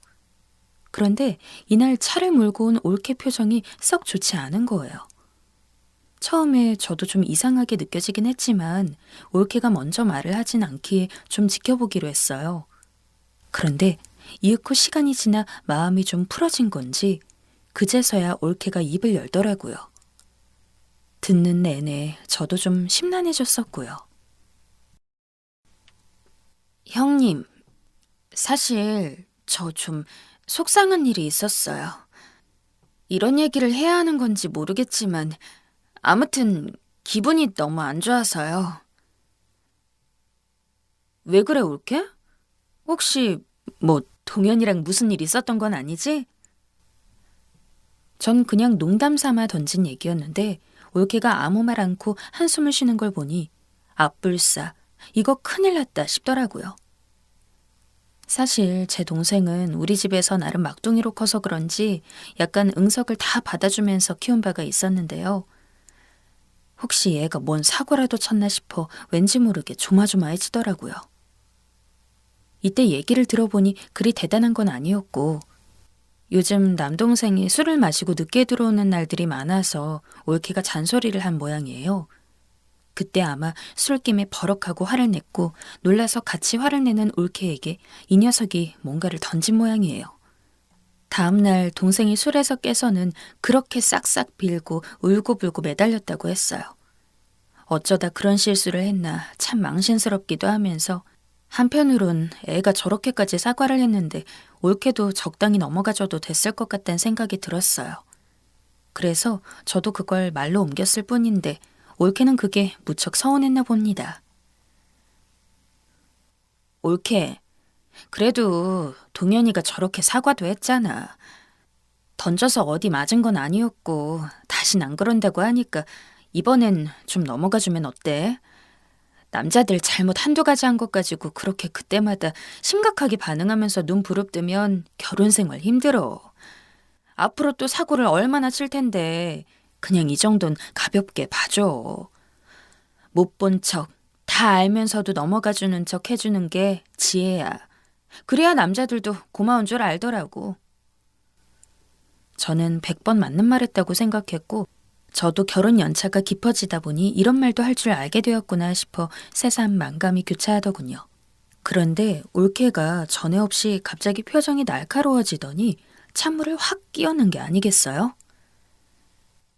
형님, 어떻게 형님이 저한테 그렇게 말씀하실 수 있어요? 전에 아주버님이 형님께 손찌검하셨다면서 그때를 평생 못 잊겠다고 하시더니 제 남편이 저한테 직접적으로 손댄 건 아니지만 저한테 물건 던진 걸 보고 저도 꽤 충격받았어요. 이런 상황이 오면 형님은 그냥 넘어가시겠어요? 그리고 사고를 또 치다니요? 그건 또 무슨... 남편은 저에게 있어서 어디까지나 남편이지 아들이나 남동생이 아니에요. 저희 둘은 동등한 입장인데 어떻게 제가 다 받아줘야만 된다는 식으로 말씀하시는 거예요? 평소 말이 잘 맞고 마음이 통할 땐 참 좋았는데 이상하게 이렇게 따박따박 논리적으로 따져가면서 반기를 드는 올케의 모습은 처음 봐서 그런지 좀 새롭더라고요.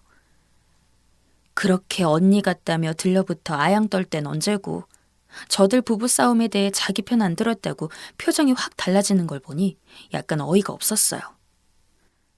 그래도 어쩌겠어요. 일단은 제가 얘네들보다 윗사람이고 어른이니 중심을 맞추는 게 필요하잖아요. 다시 한번 침 꿀꺽 삼키고 말했는데 이후로도 올케의 표정은 전혀 나아지지 않더군요. 올케, 난 동현이 편드는 게 아니야. 물론 얘가 잘못했어. 나도 얘를 혼낼 거야. 그런데 부부 사이에 그런 크고 작은 일은 많이 있다는 거야.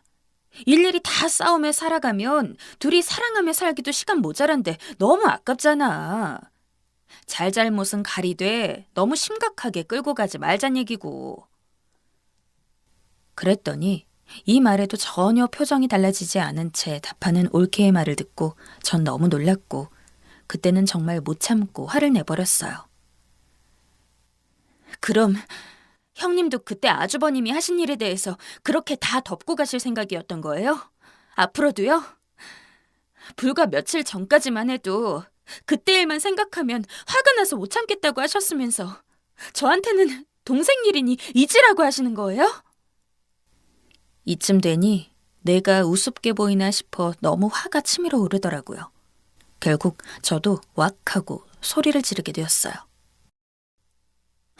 올케, 올케랑 동현이 얘기하는데 왜 자꾸 우리 남편이랑 내 얘기를 끌고 와? 말이라고 뭐 단줄 알아? 친할 때 했던 얘기를 왜 이런 화제에 끌고 와서 비교하네 뭐네 뭐 가르치기라도 하겠다는 거야 지금? 진짜 적당한 선을 모르네. 제가 이 정도까지 화내니 올케도 일순간 당황했는지 입을 다물더군요. 그러고 죄송하다면서 분위기를 수습했는데 그날 내내 정말 너무 기분이 개운치 않았어요. 우리 둘 사이에는 어쩔 수 없는 냉기가 흐르게 되었고 그렇게 며칠을 쭉 지나게 되었어요. 시간이 지나고 보니 저도 이때 너무 화냈나 싶어 마음이 편치 않더라고요. 이 무렵 때 올케가 임신 초반이기도 했고 나 역시 임신해봐서 알지만 한창 예민한 때이니 더 그렇게 반응했을 수 있겠다 싶었고요. 결국 이러나 저러나 제가 윗사람이니 먼저 손을 내미는 수밖에 더 있겠어요. 그래서 연락을 했는데 어째 올케의 반응이 좀 쎄한 거예요. 이후의 반응들을 보니까 제 예감은 과한 게 아니었더군요. 올케, 이번 주에 동현이랑 셋이 뭐라도 먹으러 갈까?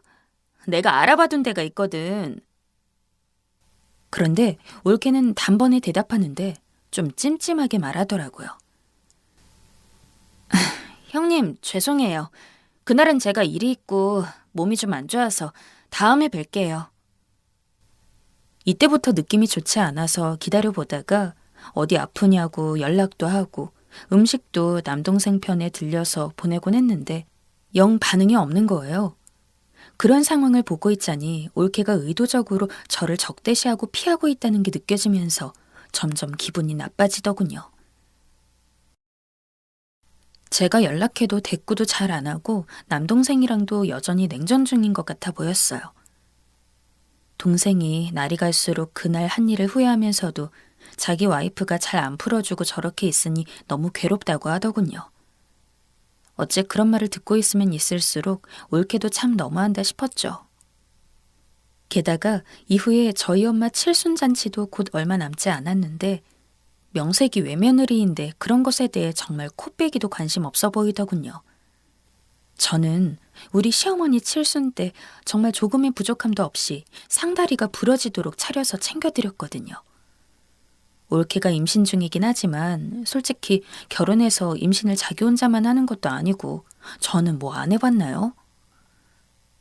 당시 저도 만삭의 몸에 첫째까지 데리고서 칠순상을 신경 써서 차렸고 그날 손님들도 맞이하고 얼마나 바쁘게 보냈는지 몰라요.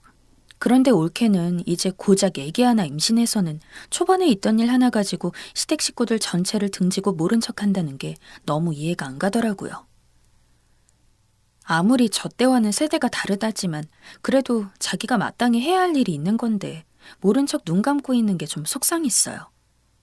보다 안 되겠어서 결국 제가 먼저 전화를 걸게 되었답니다.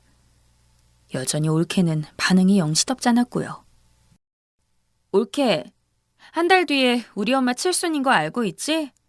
지금 준비는 어떻게 하고 있는 거야? 내가 좀 도와줄 거 있어? 저도 조금은 서운한 거 꾹 참고 말을 했는데 여전히 차가운 말투로 대꾸하더라고요. 아, 네, 알고 있어요. 그런데 혹시 들으셨을지 모르겠지만 제가 지금 입덧도 너무 심하고 종일 누워만 있어요. 한 달 뒤에 괜찮아졌으면 좋겠는데 아직 잘 모르겠어서 식당을 예약해둘까 해요. 여기서 얼마나 화가 욱하고 올라오던지. 글쎄 우리 엄마 그냥 생일도 아니고 칠순을 갖다 일개 식당 하나 예약해서 끝낸다니요. 이때 완전 터져서 어떻게 그럴 수 있냐며. 그래도 결혼해서 처음 챙기는 시어머니 생신에다 칠순인데 그것 좀 참고 하면 될 것을 어찌 그리 말하냐고 서운함을 토로했어요. 올케는 그것마저도 못마땅했던지 그냥 네네 알겠다고 하면서 끊더라고요. 어떻게 준비하나 지켜보려고 저는 계속해서 다른 며느리들이 준비하는 칠순상 사진이나 인터넷 사이트에 나온 칠순상 준비 예 같은 것들을 올케한테 보냈어요. 우리 엄마는 이런 거 좋아하고 저런 거 좋아하고 이런 식으로 해라. 엄마가 싫어하는 거랑 좋아하는 것들 물어보기 불편할 테니 내가 알려준다 하면서 살뜰하게 챙겼답니다. 그런데 이것도 뭐가 그렇게 싫었는지 아무런 대꾸 없이 확인만 할 뿐 답장도 안 하더라고요. 그러던 차에 대망의 엄마 생신이 되었고 우리는 모두 동생네 집으로 가게 되었어요. 가보니 나름 제 잔소리가 먹힌 것인지 이래저래 음식들을 다 챙겨놓긴 했더라고요. 엄마가 싫어하는 메뉴들도 잘 피했고 좋아하는 것들도 신경 써서 차리긴 했고요. 저도 도와준다며 주방에 같이 들어가서 돕다 보니 여기저기 밀키트용 박스나 배달 플라스틱 박스가 있던 걸 보게 되었어요. 이제 보니까 하나부터 10까지 다 사소한 모양이었죠. 정말 우라가 치밀긴 했지만 좋은 날이니 제가 참는 수밖에 없겠더군요. 이런 건 어디까지나 정성이고 저도 다 하나하나 다 만들어가며 밤새서 음식들 재고 준비를 했었는데 우리 엄만 이런 배달 음식을 받게 한다는 게 기막히긴 하더라고요. 그래도 이 이상 올케와 사이가 벌어지고 싶지 않았고 엄마는 이런 사정은 모른 채 그냥 올케가 정성껏 차려준 걸로만 알고 계시니 그 분위기를 깰 수 없었어요. 그렇게 해서 엄마의 칠순 식사를 마쳤고 제가 좀 설거지를 돕겠다고 했더니 올케가 아니라며 자기가 하겠다더군요. 여전히 삐져있나 보네 싶어 좀 얄미운 가운데 어째 더 얄미운 짓을 하는 게 아니겠어요? 글쎄 제가 해준다고 할 때는 한사코 거절해놓고 갑자기 자기 너무 어지럽고 허리 아프다면서 제 동생에게 설거지를 시키는 거예요. 여보, 나 좀 어지러워. 당신이 이것 좀 치워줘. 어머님 아버님께는 나 누워있어야 해서 마중 못 나간다고 대신 말 좀 해주라. 그래놓고 안방으로 쏙 들어가는데 이건 진짜 정말 완전 저를 먹이는 행동이 아닌지 너무 부글거리고 화나더라고요. 심지어 자기 좀 힘들다고 시부모님 가시는데 인사도 안 하고 지 남편 설거지나 시키고 말이에요. 시누이인 제가 뻔히 보고 있는데 말이죠. 이날 집에 돌아가서도 어찌나 화가 나던지. 그래도 일단 엄마에겐 좋은 날이었으니 계속 꾹꾹 참고 가슴을 막 두들겨가면서 억지로 잠들었어요. 내 이후로 다시는 저놈의 꼴을 보지 않으리라. 올케에게 만만히 보이지 않겠다고 마음을 아주 단단히 먹었는데요. 드디어 결전의 날이 오고 말았어요. 바로 추석 때가 돌아왔고 다 같이 모여 간단히 음식을 해먹게 되었는데요. 저도 추석 때 시댁 가서 이것저것 하고 치우는 걸 무척 싫어하긴 하지만 이번에 새로 동생네 부부가 들어오기도 했고 그래도 격식은 차리고 싶더라고요. 이때만은 내가 제대로 올케가 도리를 다하게 지켜보리라 마음먹었는데 어쩜 이렇게 제 맘대로 안 되는 건지 거기서 친정엄마가 사고를 쳐버린 거 있죠.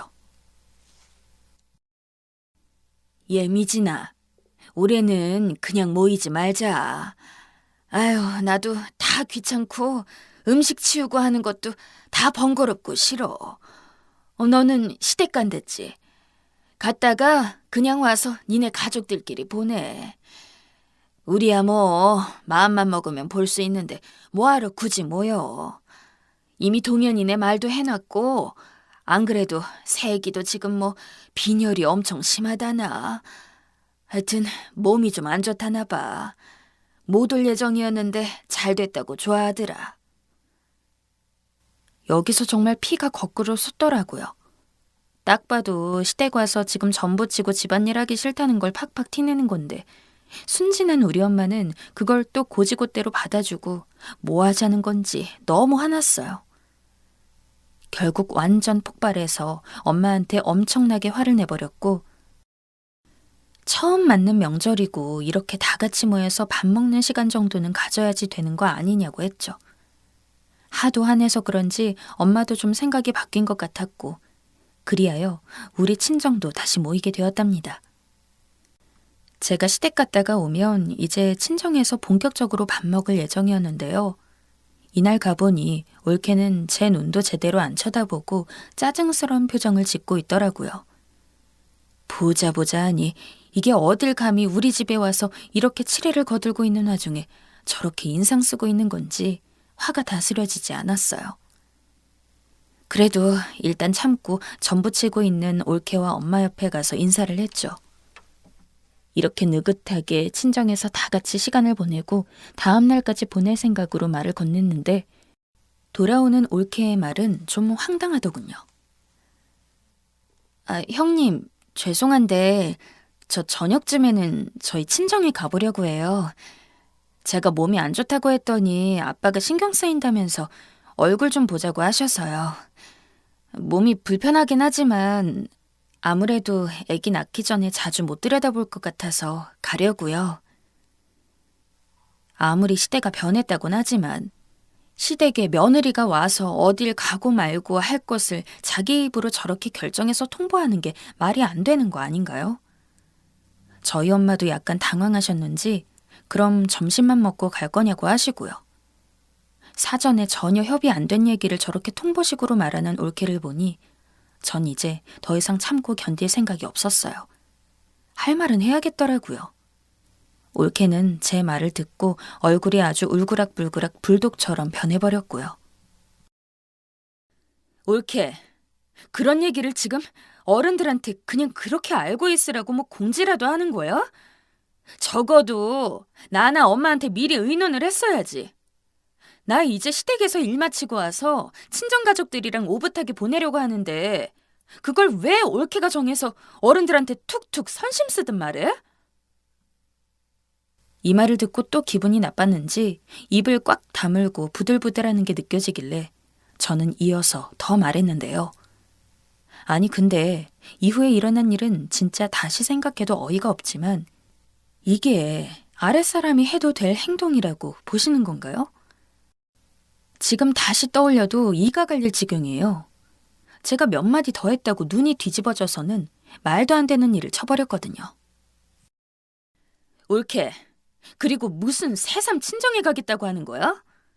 올케 친정 아버님이랑 딱히 감정도 없잖아. 어릴 때 같이 지낸 시간도 짧고 어색하고 불편하다고 할 땐 언제고 뭐가 그리 애틋하고 아빠가 보고 싶어서 가야 한다고 핑계를 대고 있어? 솔직히 말해봐. 그냥 시댁에 있기 싫어서 그런 거 아니야? 우리 엄마나 나랑 같이 보내기 괜히 거북하니까 그런 거 아니냐고. 하긴 뭐 자기 친정아빠에 대해서도 그렇게 함부로 말하는 사람이니 시댁에 대해선 오죽 남 같겠냐만. 저는 딱 여기까지 말했을 뿐인데 올케가 그때 갑자기 이상해졌어요. 눈에 초점이 갑자기 없어지는 듯 하더니 제 팔을 엄청 세게 확 우겨잡더니 주방 옆 방으로 막 끌고 가는 게 아니겠어요? 임신도 했고 덩치도 저보다 커서는 그런 몸으로 절 끌고 가더니 저는 정말 당해낼 재간도 없이 순식간에 그렇게 끌려가게 되었죠. 엄마와 남동생이 황당해서 뭐 하는 거냐고 뒤늦게 소리 질렀지만 이미 그때 올케는 방문을 확 잠가버리더니 느닷없이 미친 짓을 하는 게 아니겠어요. 마치 뭔가에 홀려서 완전 정신이 나가버린 사람 마냥 말이에요. 정말 이때만큼 사람이 무섭고 끔찍하고 소름 끼치게 느껴졌던 적이 없는 것 같아요. 형님 지금 뭐라고 했어요? 뭐? 사람이 돼서 그게 할 말이에요? 내가 그렇게 힘들게 꺼냈던 우리 아빠 얘기를 갖다가 지금 뭐라고? 네가 무슨 상관이야? 네가 뭔데 우리 아빠 얘기 함부로 해? 이렇게 눈이 시뻘겋게 변해서는 제 뺨을 확 내리치곤 머리까지 잡아대는데 전 비명도 제대로 질러보지 못한 채 그대로 머리를 잡혀서 어쩌지도 못하고 있었어요.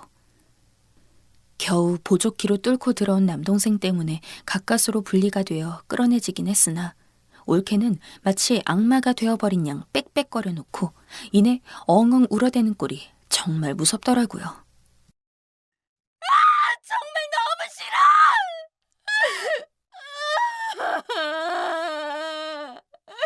엄마! 엄마!